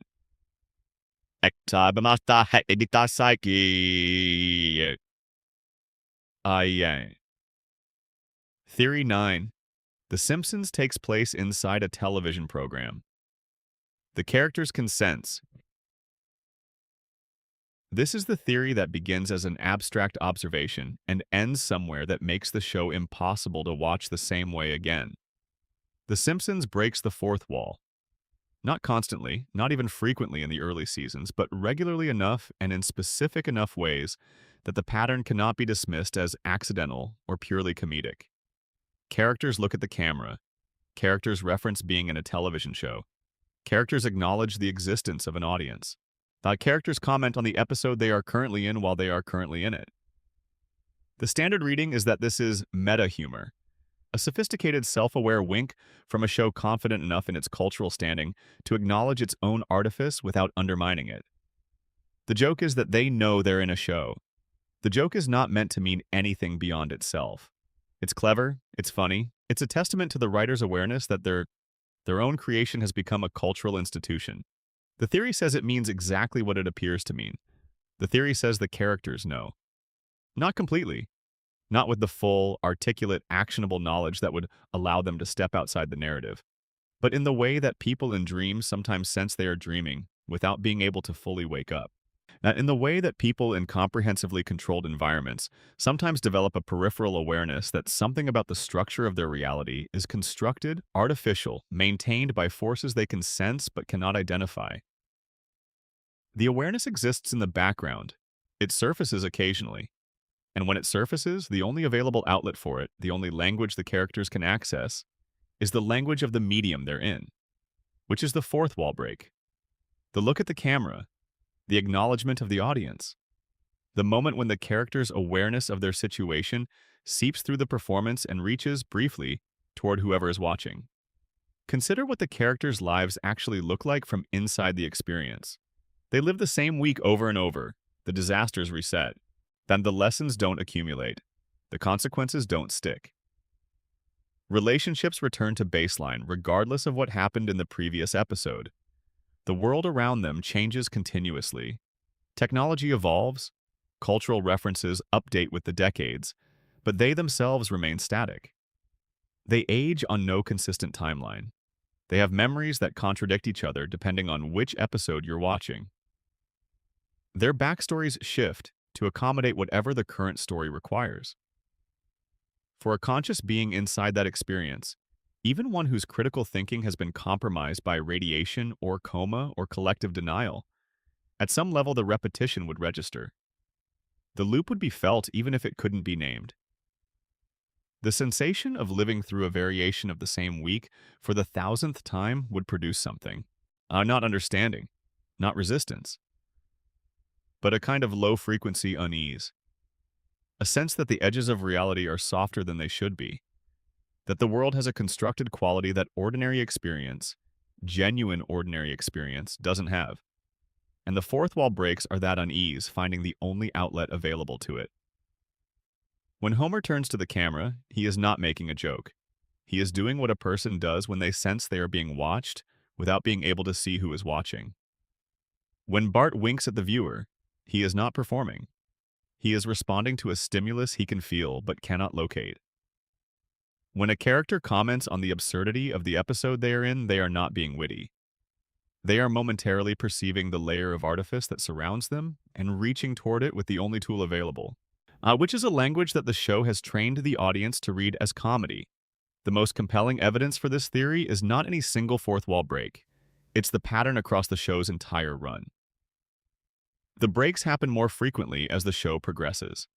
They happen most in episodes that are already straining against the limits of their own internal logic. They happen most often to Homer, who is both the most cognitively compromised character and the one whose breaks carry the most emotional weight. There is a specific episode from the later seasons in which Homer addresses the viewer in a moment of genuine anguish, not comedic distress, but actual pain about his situation. And the show cuts away immediately and converts the moment into a punchline. The punchline is funny. The audience laughs. But the moment before the cut, after if you freeze it, is Homer's face in an expression that does not read as performance. It reads as a person who, for half a second, actually saw where he was. The show never confirms this theory because it is the theory that makes every other theory secondary. If the characters can sense the television program around them, then the radiation and the coma and the collective denial are not the fundamental condition of Springfield. They are symptoms of something deeper, and the fourth wall breaks are the cracks in the glass. The moments when someone inside the exhibit presses their face against the barrier and looks out. Most of the time, the show fills the crack with a joke. Most of the time, the audience laughs and moves on. But the crack is there, and the face behind it, if you look at it directly instead of laughing, is not laughing. Consider the couch gag. Every single episode begins the same way. The family rushes home. They pile onto the couch. The gag varies, sometimes dramatically, and then the episode begins. 36 years of this. Hundreds of variations on the same 30-second ritual. The couch gag is the show's purest expression of the loop. It is the loop compressed into a single image. The family, rushing home, piling onto the couch. The gesture that says, "We are back, we are together, everything is as it should be." And then it varies. The couch collapses. The family is replaced by robots. The whole sequence becomes something unexpected and often surreal. Under the fourth wall theory, the variations are not the writers exercising their creativity. Now, they're the character's awareness of the loop expressing itself in the only place the loop has left available. Every variation on the couch gag is a tiny rebellion, a moment where something inside the performance reaches through the ritual and tries to be different, tries to be something other than the same family, rushing to the same couch in the same house on the same night. They almost always fail. The episode begins anyway. The loop resumes. But they try. Every single episode for 36 years, they try. And the show presents the trying as a joke. That's the show's most complete self-portrait, right there in the opening credits, 30 seconds before any episode begins. A family trying to escape a loop that resets them every time. The attempts get more elaborate every year. The creativity escalates. The surrealism deepens. And the fourth wall breaks multiply, and the couch resets. Every time. The episode begins. The loop continues. The writers never confirm this reading of the couch gag. They present it as a signature flourish, a brand, a creative playground. But a playground is what you build for something that needs to move and can't go anywhere. Theory 10. Santa's Little Helper is the most psychologically damaged. Living being in Springfield, Santa's Little Helper is a racing greyhound the Simpsons adopted in the show's very first episode. He is loyal, loving, occasionally destructive, and functionally immortal in the way all the Springfield animals are. Yet he has appeared consistently across 36 years of episodes. He is, by the show's own logic, a beloved member of the family. The theory says he is also the character the show has spent 36 years depicting as comprehensively, irreparably traumatized, and then treating that trauma as an endearing quirk. Start with how the family got him. He was a racing dog. He was abandoned at the track by his owner the moment he stopped winning.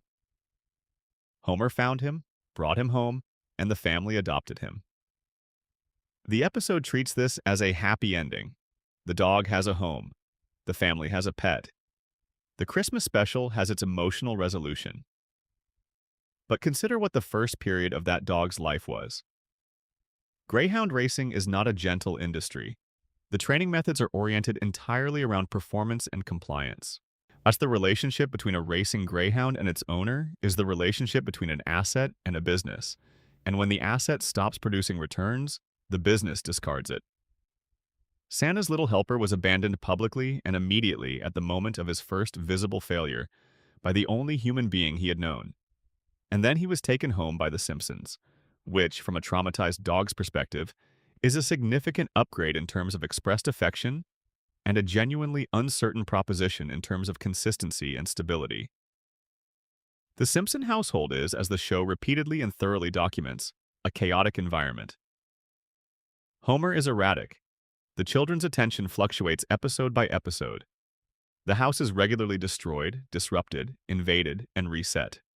Santa's Little Helper has spent 36 years in an environment that provides genuine affection intermittently and predictability almost never, in the home of a family whose primary characteristic is that nothing about their daily existence can be counted on to remain the same. For a dog whose foundational experience was abandonment at the moment of failure, this environment would not primarily register as love. It would register as a second version of the same fundamental uncertainty. Affection is available, but it fluctuates.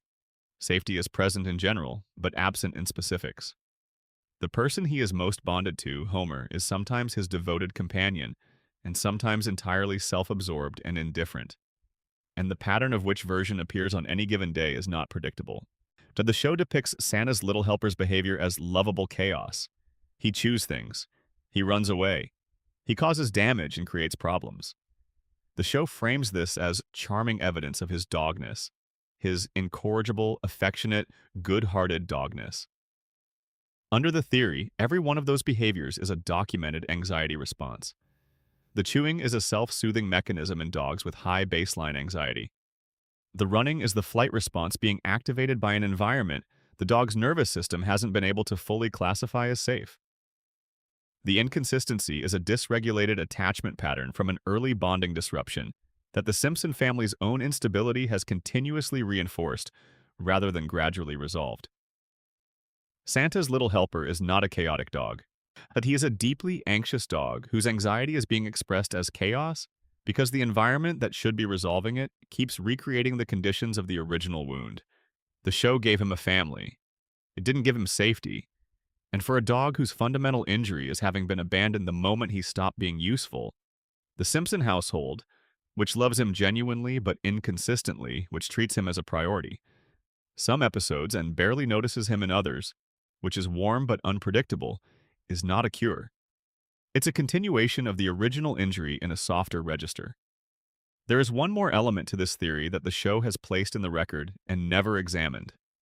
Santa's little helper has, across the run of the series, formed a small number of other attachments outside the Simpson household. Other characters have bonded with him, other families have briefly taken him in, and in each of those cases, Santa's little helper's behavior changes. Not dramatically, not in a way that transforms him into a different animal, but perceptibly. The anxiety decreases, the destructive behavior reduces, the running lessens. And every time the show ends that external attachment and returns him to the Simpsons, because he's their dog, because that's where he belongs, because the show's logic requires him to be in that house on Evergreen Terrace with that family, and he goes back, and the behavior returns, and the show treats the return as homecoming, as the restoration of the proper order, as the resolution of whatever detour his story took. But the theory reads it differently. It reads each return not as homecoming, but as regression. At a dog who had briefly, imperfectly, partially begun to heal being returned to the environment that produced the wound because the show's structure requires him there. Because the Simpsons need their dog. Because the story doesn't work without him in it. Whether it works for him is a question the show doesn't ask.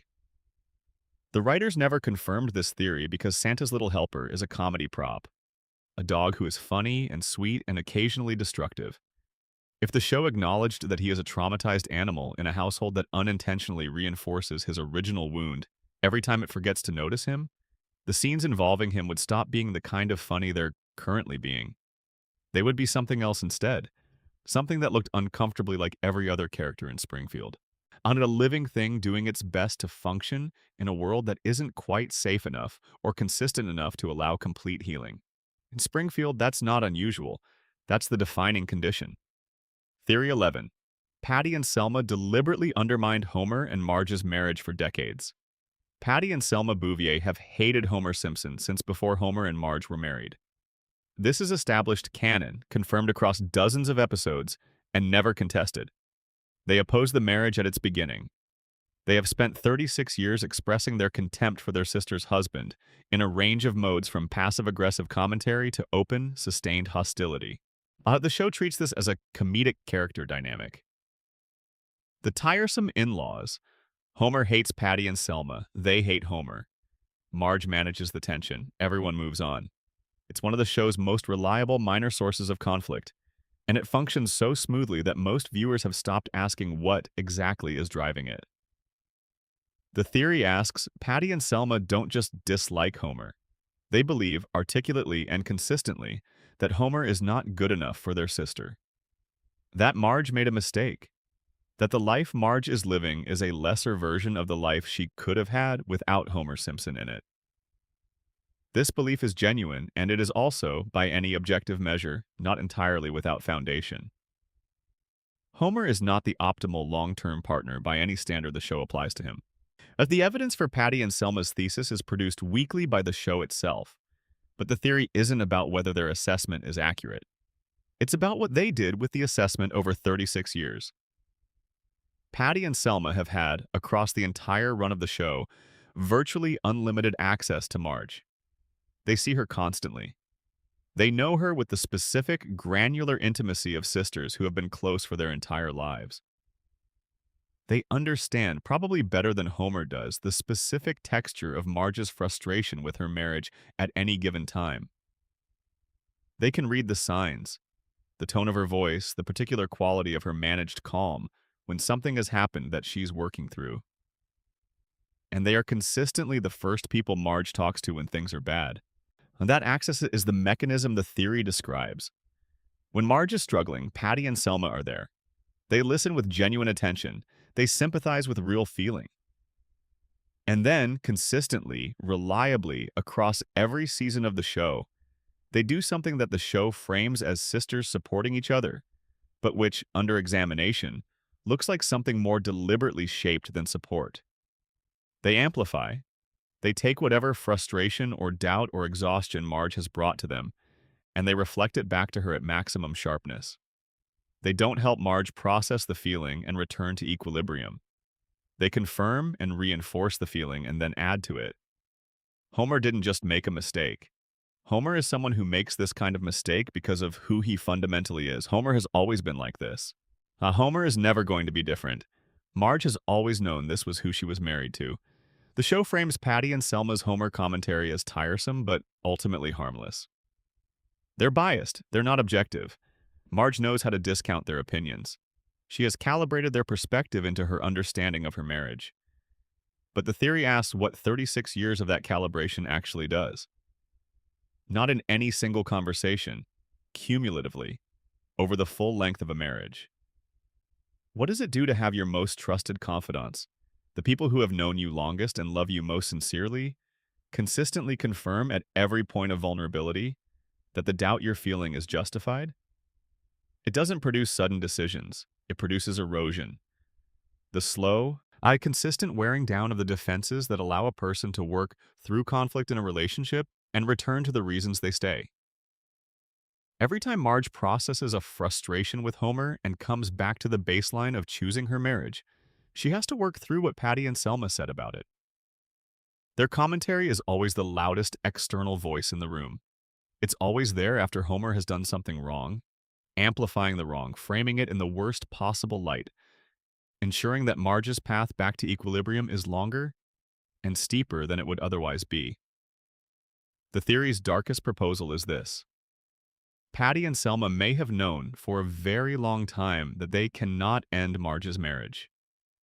They may have accepted that Marge will choose Homer every time, that the love is too fundamental to be reasoned or pressured away. And having accepted it, they may have shifted their investment from ending the marriage to something more sustainable, to being necessary to its continuation, to being the people Marge turns to when the marriage is hard, to having their access to Marge, their intimacy with her, their place at the center of her support system, guaranteed by the ongoing difficulty of the relationship they could never fully end. 36 years, every crisis, every reconciliation.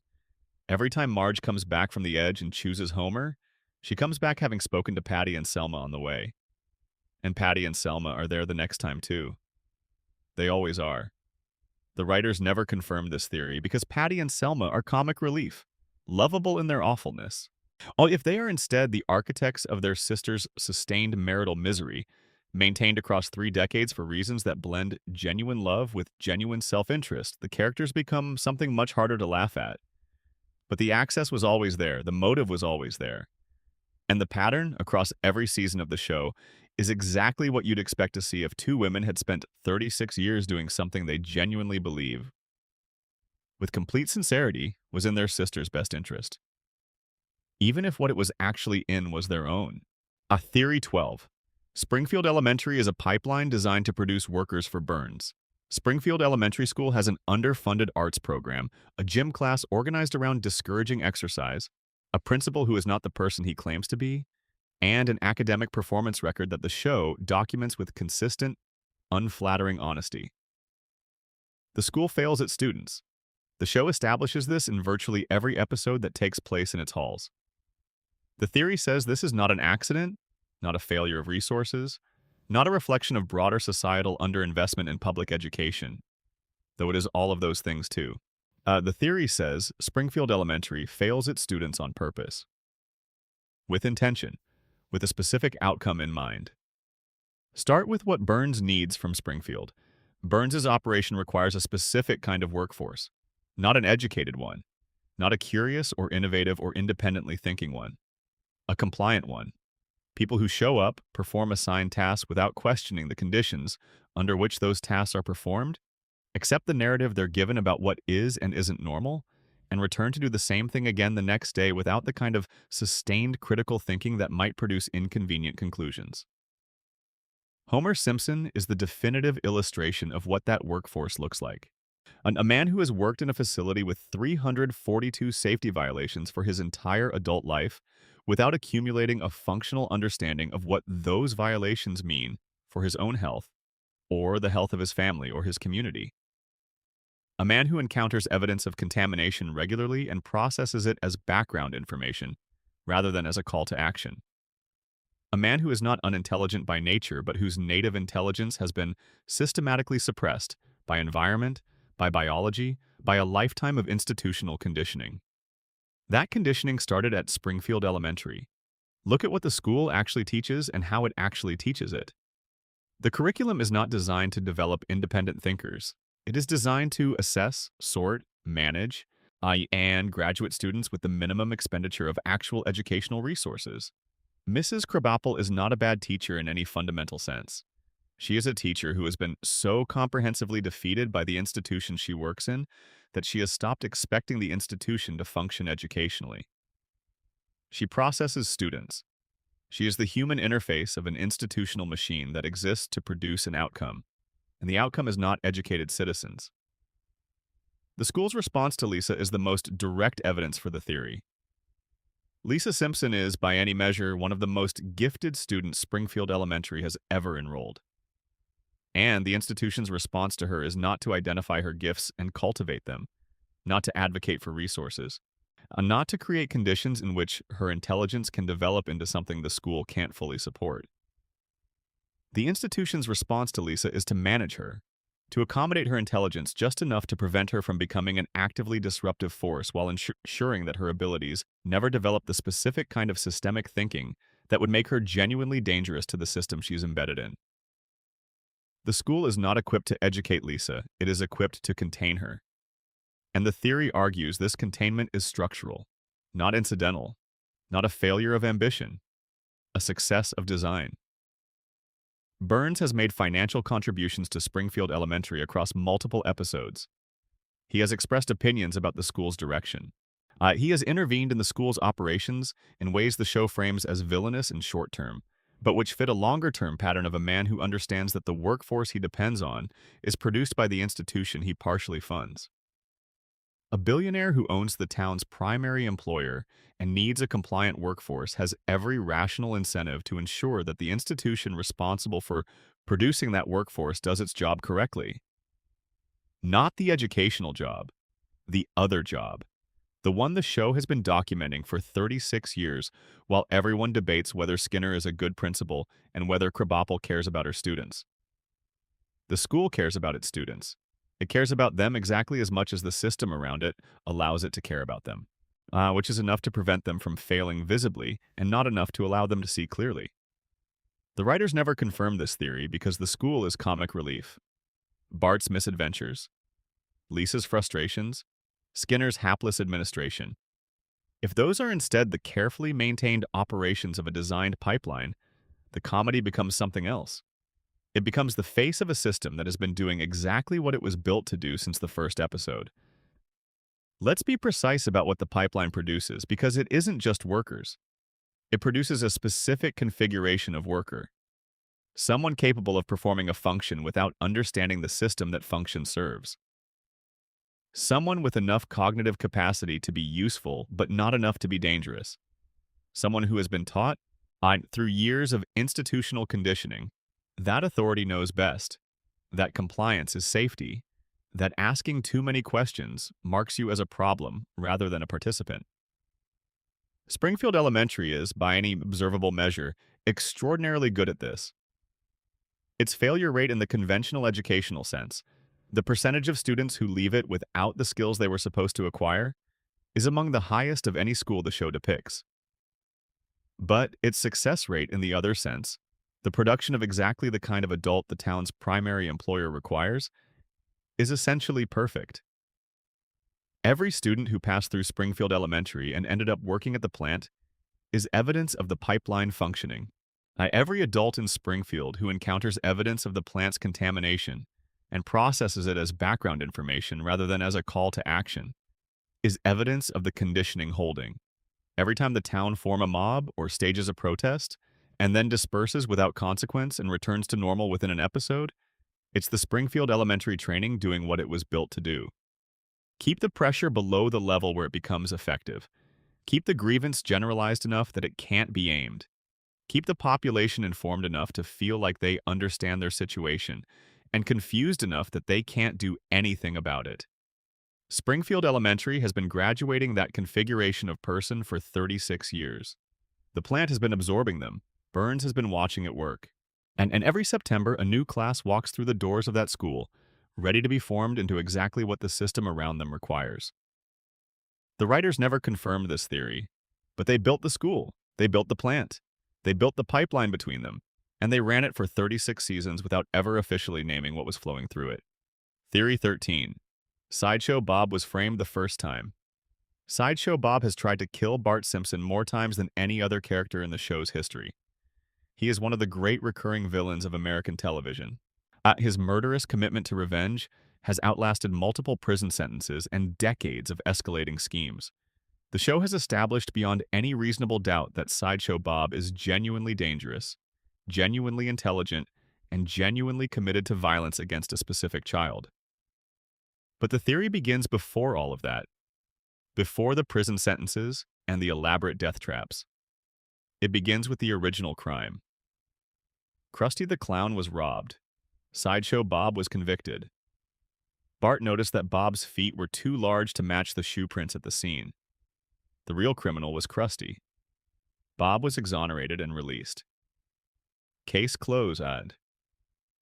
Bart is the hero. Justice is served.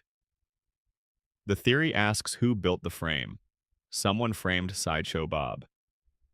Someone planted evidence, constructed a false narrative, and presented it convincingly enough that it secured a conviction. And the person who most obviously benefited from Bob going to prison and staying there, whose own guilt was concealed for as long as Bob held the blame, was Krusty himself. Here is the problem. Krusty is not capable of the frame. The show has established Krusty's character with considerable consistency. He is impulsive, self-destructive, not particularly intelligent in practical matters, and not someone with the discipline or the foresight to construct a frame that would hold under investigation. He is a man who operates at the level of short-term decisions and immediate consequences. He is not the architect of a multi-layered evidentiary deception. And yet the frame held, not just against investigators, which might be explained by the legendary incompetence of the Springfield police, but against everyone who knew Bob. Nobody came forward. Nobody questioned the verdict. Nobody in Bob's professional or personal orbit thought to push back against a conviction that was built on evidence that, in retrospect, didn't fully hold up. Which means either the frame was constructed with inside knowledge of Bob's habits and vulnerabilities by someone close enough to him to anticipate exactly how it would look, or the failure to question it wasn't about the quality of the evidence. It was about the willingness to believe it. Everyone in Bob's life, or close enough to it, was willing to believe Bob did it. Immediately, automatically, without significant pushback. That's not how innocent people's circles usually behave. That's how it looks when someone has been managing the perception of a person for long enough that the frame arrives pre-built, socially, before the physical evidence is even presented. Someone made Bob into someone Springfield would believe guilty of. And then someone built evidence to confirm what Springfield already believed. Everything Sideshow Bob has done since his original conviction, every murder attempt, every decade consumed by revenge, originated in a crime Bob didn't commit. He was put in prison for something he didn't do. He came out of prison as someone who had been made into the thing he was framed for being. And the person whose guilt was hidden behind Bob's wrongful conviction has faced no lasting consequences. The real injustice of Sideshow Bob is not his villainy. It's that his villainy was manufactured. That the person the world now knows him to be, the murderous, obsessive, revenge-driven villain, was created by the crime committed against him. Think about what this means for Bob's self-understanding. He is one of the most intelligent characters the show has ever produced. He has a classical education, sophisticated tastes, a mind capable of constructing elaborate plans with multiple contingencies. He understands context. He understands cause and effect. He understands with the clarity of a very intelligent person who has had decades in various prisons to think about it, the full chain of events that led to where he is. Does he know he was framed? Not in the specific evidential sense that Bart discovered. Bart found the shoe print discrepancy. Bart identified the physical impossibility. But the theory proposes something different.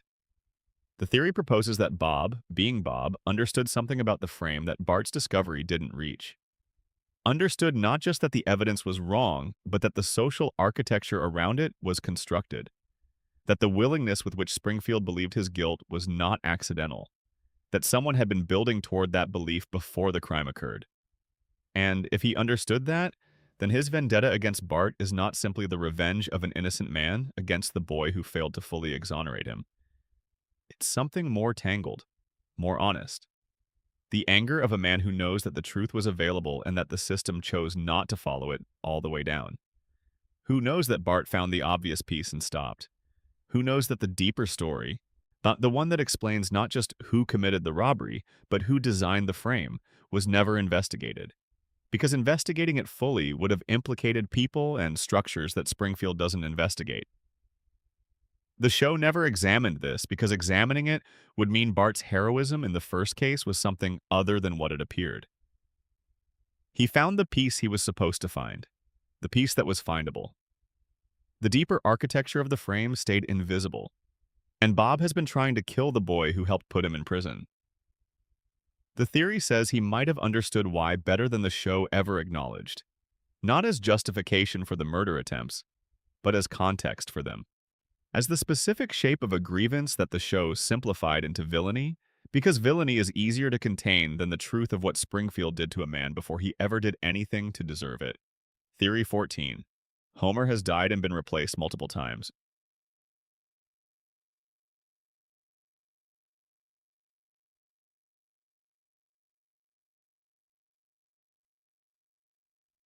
Homer Simpson has survived things that should have killed him.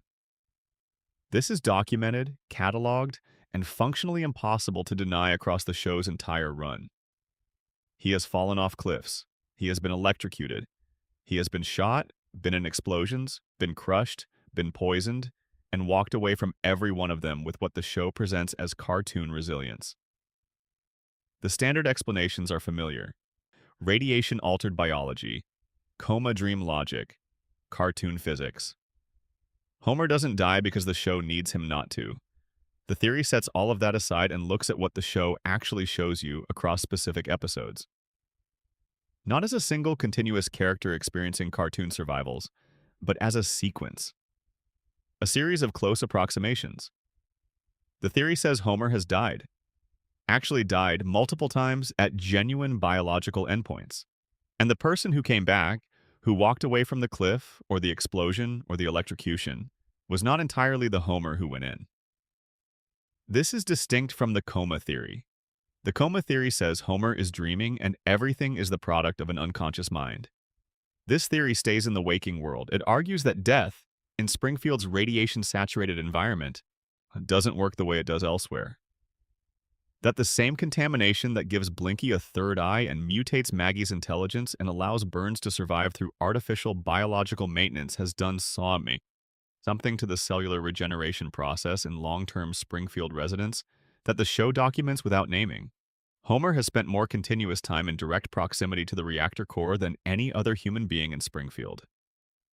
Whatever the radiation has done to the town's biology, Homer's biology has received the maximum sustained dose. And the theory argues that what it did eventually is alter his relationship with his own death. Not to make him immortal, to make his death impermanent, to make the biological endpoint that the show repeatedly brings him to not a final state but a temporary one. One that is followed, not by resurrection, in any dramatic sense, but by a reconstitution. A reassembly. A new Homer who is very close to the old one. Very close. Close enough that his wife doesn't notice. Close enough that his children don't notice. Close enough that the show doesn't acknowledge any discontinuity because, from the outside, there isn't any visible one, but not identical. The evidence is in the character shifts that fans have attributed to bad writing for decades. Homer in Season 2 is a different character from Homer in Season 8, who is different from Homer in Season 15. The show calls this natural character evolution. The theory says some of these shifts happen not gradually but suddenly, between episodes. After episodes in which Homer reached the point that normal biology cannot survive. The Homer who walked away from the cliff is very slightly not the Homer who went over it. The memories transferred, the personality patterns transferred, the relationships transferred. But something small and specific did not transfer. Something in the precise quality of his consciousness. Something that accumulates over multiple replacements into the tonal discontinuities the fans noticed and the show never explained. The theory's most devastating element is what this means for Marge. Marge has built her entire emotional life in relation to a man who, the theory argues, has been gradually and imperceptibly replaced across dozens of near-death experiences. The Homer she went to prom with, and the Homer she married, and the Homer who fathered her children, and the Homer sitting on the couch right now are related. They share everything the reconstitution carried forward. They share the broad behavioral patterns, the essential character, the memories that were retained. But they are not the same person. And Marge, who has been through the transitions with him, who has watched him survive impossible things and welcomed him back and continued building her life with him, has been attaching to a sequence of close approximations of the man she originally chose. The love is real. The attachment is genuine. The relationship is everything both of them believe it to be. The theory just asks whether Homer, the specific Homer she fell in love with at prom, is still the one she's talking to. And whether the answer to that question, even if it's almost yes, changes anything about what they have. It doesn't. It can't. The love is sufficient. The love is everything. That's also the tragedy of it. But the theory has one more thing to say before it lets you sit with that. If the replacements are real, if each near-death reconstitution produces a Homer who is close but not identical, then Homer himself doesn't know. He can't know. The memories transfer, the behavioral patterns transfer, the love for Marge and the kids transfers. He wakes up from the cliff, or the explosion, or the electrocution, and he is, from the inside, completely continuous with the person he was before. The experience of being Homer Simpson does not include the experience of being replaced, because the replacement is perfect enough that the new Homer inherits the previous Homer's sense of continuity. He doesn't feel the gap. He can't feel the gap. The gap is only visible from the outside. And from the outside, it's so small, so graduated, that it only becomes apparent across the full span of 36 seasons. The tonal drift, the behavioral shift, the sense that the Homer of Season 2 and the Homer of Season 22 are the same character the way a river is the same river, related by continuity and name but composed of entirely different water. Homer has been the river. The water has changed many times. He is still Homer. He will always be Homer. The show requires him to be Homer. And the love he has for Marge, the specific love that makes every episode survivable, that makes every disaster recoverable, that makes every reset feel like coming home rather than erasure, that love is the most persistent thing the reconstitution carries forward. Every version of Homer loves Marge, without exception, without variation. And across every replacement, across every near-death and return, the one constant is the love. Which is either the most romantic thing the theory contains, or evidence that some things are so deeply encoded in who a person is that even death can't touch them. The theory can't decide which reading is more devastating. It suspects the answer is both. Theory 15. The entire Simpsons universe is Maggie's dream. We come to the last theory, the one that, if true, contains all the others. You know the coma theory. Homer went into a coma in April 1993, and everything since is a dream generated by a dying brain trying to hold on to his family. The theory is elegant. Now, it explains the aging freeze and the tonal shift, and the escalating surrealism and the celebrity flood. It has evidence and internal consistency and the emotional weight of a man dreaming about his family because they are the only thing worth dreaming about. But the coma theory has a flaw. A small, specific flaw that becomes considerably larger the more carefully you examine it. If everything since April 1993 is Homer's dream, the dream is too coherent. Homer Simpson has an IQ of 55. He has a crayon lodged in his brain. He is, by the show's own repeated and consistent assessment, not capable of complex, sustained, abstract thought. He cannot reliably follow a multi-step argument. He cannot maintain a consistent train of reasoning across more than a few seconds of real time. He is a man whose cognitive limitations have been documented with extraordinary care across 36 years of episodes. And this man is supposedly generating, in his coma, a narrative that spans 32 years and involves hundreds of characters with internally consistent psychologies and incorporates cultural references from across 3 decades of American history and produces sophisticated satire about power and class and institutional corruption and the nature of time itself. This man is producing, from an unconscious hospital bed, work that professional television critics analyze as intentional art. That is not Homer's dream. That is the dream of someone significantly more intelligent. Someone who has access to the complete picture that Homer, by his own cognitive limitations, could never have assembled. By someone who knows all the characters, not just Homer's impressions of them. Someone who understands Marge's inner life at a level Homer demonstrably doesn't reach. Who understands Lisa's loneliness with a precision that requires actually seeing it. Who understands the structure of Springfield, the power of Burns, the mechanism of the collective amnesia, the way the system maintains itself with the clarity of someone who has been mapping it from birth. Someone like Maggie. The theory says The Simpsons is Maggie's narrative. Maggie Simpson is the most intelligent member of the Simpson family. She has been watching everything since she was born. She has stored everything. She has the complete picture that Homer doesn't have, and Marge processes through depression, and Bart performs around, and Lisa articulates and is ignored for. When Maggie has it all. Every conversation she has ever been present for, and she has been present for most of them. Every pattern she has ever observed, every mechanism she has ever mapped. And she has been communicating it. Not to anyone in Springfield, where communication produces nothing but management. Outward. Through the medium the show itself represents. To whatever is on the other side of the fourth wall. The Simpsons is Maggie's broadcast. Every episode is Maggie's translation of what she has observed, perfectly, from the moment she was born, into a form that someone outside Springfield can receive and understand. The show has access to information that Homer's dream could not contain because the show is not Homer's dream. It's Maggie's transmission, and Maggie has access to everything. Thus, this is why the show knows Marge's interior life at a level Homer never reaches. Because Maggie has watched Marge from infancy, from a position Homer has never occupied, with an attention Homer has never sustained. This is why the show understands Lisa's loneliness with a precision that Lisa herself cannot fully articulate. Because Maggie has been watching Lisa's loneliness from the chair next to her, invisible, silent, completely present, for 36 years. This is why the show understands the structure of Burns's empire, the nature of the collective amnesia, the mechanism of the system that keeps Springfield in its loop.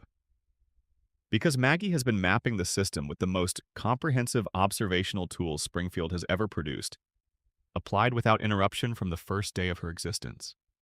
And this is why Maggie doesn't speak. Not because she can't. Not because she's waiting for the right moment in Springfield, because her voice is already going somewhere else. The silence in the living room is the cost of the broadcast. You cannot speak to the people inside the loop and simultaneously transmit to whoever is receiving the signal from outside it.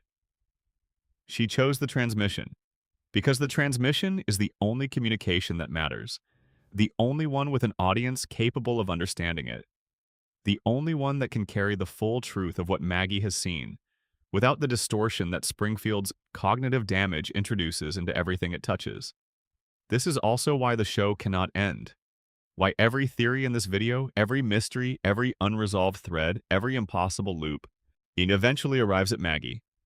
She is the only character who understands the full architecture of Springfield. She is the only one who could be generating the broadcast. And the broadcast continues as long as Maggie decides the story isn't finished. The day Maggie stops, the day she finally speaks in Springfield to her family out loud in the room, is the day the transmission ends, is the day the show ends. is the day the most intelligent observer in the history of American animation finally turns to the people she has been watching for 36 years and tells them directly everything she has seen. The show will never confirm this. They never will, because confirming it requires confirming the ending, acknowledging that the show has an architect, that the architect has been in the living room, visible, silent, and holding her pacifier since the very first episode, that she has been broadcasting to an audience of hundreds of millions for 36 years. Maggie knows you're watching. She's the one who invited you in, and she will keep the broadcast running for exactly as long as she decides the story needs to run. Not a second longer, not a second less. She decides that. She has always decided that. Here is what the broadcast contains, if the theory is correct.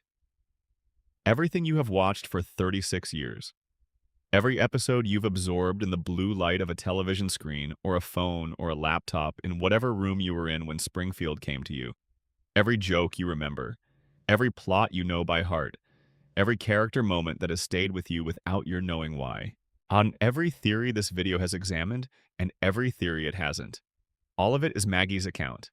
Her complete and unedited record of what she has observed from the corner of the living room for 36 years. The things her family said when they thought no one was listening. The things the town revealed when it forgot to manage its own image. The way the system maintains itself when nobody is documenting it. She's been documenting it. To you. And what makes this theory function as a closing framework rather than just a final twist is this. It explains why the show exists in the form it does. Why it is both funny and devastating. Why it is both a comedy and an archive. Why it is capable of being the most analyzed, most theorized, a most dissected piece of American television in history, while also being the show that tens of millions of people fall asleep to. Why it contains, simultaneously, both the surface that most people engage with and the depth that the people who have been paying the right kind of attention find underneath. Maggie designed it that way. The show that appears to be one thing and is actually another. The show that lets most people watch it as comedy, and the rest of us find something else entirely living inside the comedy. The show that has two audiences simultaneously. The one that laughs at Homer falling down, and the one that can't stop thinking about what Homer represents. Maggie built the broadcast for both. For the people who need the warmth of Springfield's familiar rhythms, and for the people who need the truth of what those rhythms are covering. She has been sending the same transmission in two frequencies at once for 36 years, and both audiences receive it, and neither audience can fully hear the one the other is listening to. Until you stop laughing long enough to listen for both, and when she decides the story is finished, she will put down the pacifier and speak. And it will be the most important thing anyone in Springfield has ever said. Closing. Every theory connects. Springfield is a closed system, 3 hours in Springfield. Now, 15 theories the show never confirmed. One town on the other side of all of them. But here's what you notice when you lay all 15 out alongside each other and look at them not as separate observations but as a single picture. They connect. Not loosely, not metaphorically, not in the vague way that everything in a long-running fictional universe eventually rhymes with everything else. They connect structurally. They describe the same system from 15 different angles. And the system they describe is a closed loop, a self-sustaining machine designed to prevent exactly the kind of change that would be required for anyone inside it to escape.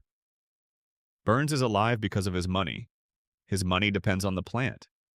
The plant depends on an incompetent safety inspector. But the incompetent safety inspector is incompetent in part because of environmental contamination from the plant. The contamination affects everyone except the person intelligent enough to notice it and too strategic to say so. The strategic intelligence is maintained by the silence of the person who has it. The silence is maintained by having watched, from infancy, what happens to the people in Springfield who choose to speak. The loop is perfect. Every element supports every other element. Remove one piece and the whole structure requires renegotiation. But no piece can be removed because every piece is held in place by the weight of every other piece. Marge's depression is functional to the loop because a mother in her full power, with all her talent and all her potential, and none of the managed effect regulation, but would not look at what Springfield has done to her family and accept it. The depression manages her. It keeps the household running at the cost of keeping her contained within it. Bart's arrested development is functional to the loop because the version of Bart who is never allowed to grow up can never accumulate the experience or the anger that would make him a genuine threat to the system that failed him. He stays 10 years old. He stays safe. The loop keeps him exactly as threatening as a child, which is not very threatening at all. Lisa's isolation is functional to the loop because a Lisa who was genuinely heard, who had a community capable of receiving what she sees and acting on it, would be the single most dangerous person in Springfield's history.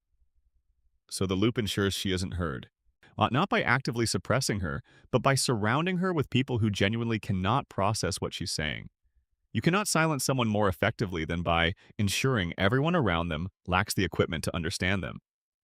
No censorship required, no active conspiracy, just a population too cognitively compromised by the same environment that produced Lisa's intelligence to receive what she's transmitting. And Maggie's silence is functional to the loop, or it should be, or it would be if Maggie were in the loop. But the theory says she isn't. She never was. She has been outside it since she was born, watching it, mapping it, understanding it with a completeness that no other character in the show's history has achieved. She's the only piece that doesn't fit, the only element the system failed to integrate. The anomaly at the center of a closed system that is otherwise self-sealing. And Ned's conditioning is functional to the loop because it converts Springfield's most virtuous person into a monument to the futility of virtue. If goodness doesn't work in Springfield, if kindness is punished, and faith goes unanswered, and decency is rewarded with a dead wife and a collapsed house, then the lesson the community absorbs from watching Ned is that the system cannot be changed through moral behavior. The only remaining options are compliance or chaos. Springfield, being Springfield, always chooses compliance. And Smithers' devotion is functional to the loop because it locks the one person capable of ending Burns's life into the role of ensuring Burns's survival. The person with the access, the knowledge, and the accumulated cost of 36 years of unreturned love is the person whose specific psychology ensures the power structure's continuity. Burns didn't get lucky with Smithers. The relationship was built over decades to produce exactly the configuration it has produced. Dependency and devotion, and an ambivalence that neither can quite resolve and neither can act on. The 15 theories in this video are not 15 separate mysteries. They're one mystery. The same mystery that the show has been generating evidence for since December 17th, 1989, and has never officially resolved. The mystery of what happens when a system designed to keep people exactly where they are encounters something it was not designed for. Something that sees the system completely and from the inside. Something that has been waiting, but with extraordinary patience and extraordinary intelligence, for the moment when understanding the system is sufficient grounds to act on that understanding. Think about that for a moment. Every institution, every power structure, every closed loop of any kind has one genuine vulnerability. Not the external attacks. Those can be identified and defended against. The genuine vulnerability is always internal. Someone who can see the whole machine from inside it and understands it better than the machine understands itself. Burns has understood this for a century. It's why Homer's incompetence is engineered rather than incidental. It's why the school is designed to produce compliance rather than intelligence. It's why the town's collective amnesia is maintained through social pressure rather than chemical means. That's because chemical suppression can be identified and attributed, but social pressure is invisible. It feels like choice. It's why the system manages every visible mind it encounters and inoculates itself against every form of resistance that it can identify and name. It identified every form except Maggie's. Because Maggie's resistance doesn't look like resistance. It looks like a baby sucking on a pacifier in the corner of the living room. It looks like the least threatening thing in any room she enters. It looks like nothing at all, which is exactly how she designed it. The writers never confirmed any of this, but they wrote it.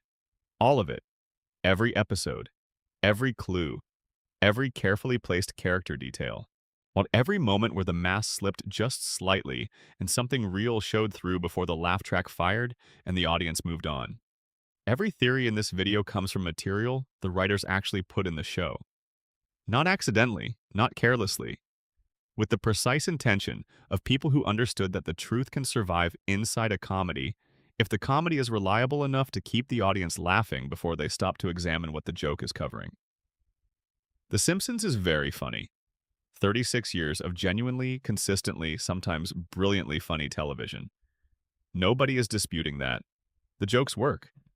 The show earned everything it has through genuine creative excellence, and it has maintained that position for longer than any scripted show in the history of the medium. And underneath every joke for 36 years, while the evidence has been accumulating, the writers put it there, they left the verdict to us. This is the verdict. Springfield is a closed system. Its residents are its components. The loop is its purpose. The darkness underneath the comedy is not accidental. It's not the byproduct of a 36-year run occasionally lapsing into inconsistency. It's the architecture. The thing the show has been showing you, in a specific and deliberate way, every Sunday night since 1989. The system that keeps Homer at the plant and Marge in the kitchen, and Bart at 10 years old, and Lisa unheard and Ned forgiving, and Smithers devoted, and Burns alive, and Springfield exactly as it is. The system designed to be permanent. The system that, somewhere in that living room, behind a pacifier and 36 years of strategic silence, that the most intelligent observer the show has ever produced is still studying, still mapping, still waiting, still deciding. And somewhere in the broadcast, in the 36 years of transmission, that Maggie has been sending outward to an audience of hundreds of millions who received it without ever quite knowing where it was coming from. The answer to the question the show has never officially asked is already present. It has always been present. We just have to be paying attention to the right things. Looking at what the jokes are covering rather than at the jokes themselves. Listening for the sound underneath the laugh track. Watching the face in the moment before the show cuts away. The show will not confirm any of this. The writers will not confirm any of this. The showrunners will give interviews and smile and say the fans are creative and the theories are fun and Springfield is just a cartoon and nobody is supposed to take it this seriously. And they will be right. And they will be wrong. Both at once. The way Springfield is always both things at once. Funny and devastating. Familiar and strange. Safe enough to fall asleep to and disturbing enough that the theories you generate while falling asleep stay with you in the morning. That's what we've been doing here for 3 hours. Falling asleep to Springfield and waking up in the theories. Letting the show's soft voice and its familiar rhythms carry us towards sleep while the patterns underneath it, the architecture the jokes are built on, that settle into the kind of understanding that only comes in the half-conscious space between watching and dreaming. That space is where Springfield lives, between the thing it shows you and the thing it means, between the comedy and the evidence underneath the comedy, between the family you love and the system that's built around them. Springfield will always be there in that space. It has been there since 1989. It will be there next time you close your eyes in the blue light of your screen and let the familiar sounds of Evergreen Terrace come to you in the dark. And Maggie will be there too, watching, waiting, broadcasting. She always is. Thank you for spending 3 hours in Springfield with me. Drop a comment. Tell me which theory stayed with you, which one you'll be thinking about next time you watch. Subscribe if you want more of this, and there is a lot more of this. Wherever you are, whatever time it is, whatever kind of dark you're sitting in right now, Springfield will be here when you come back. It always is. That's the whole point.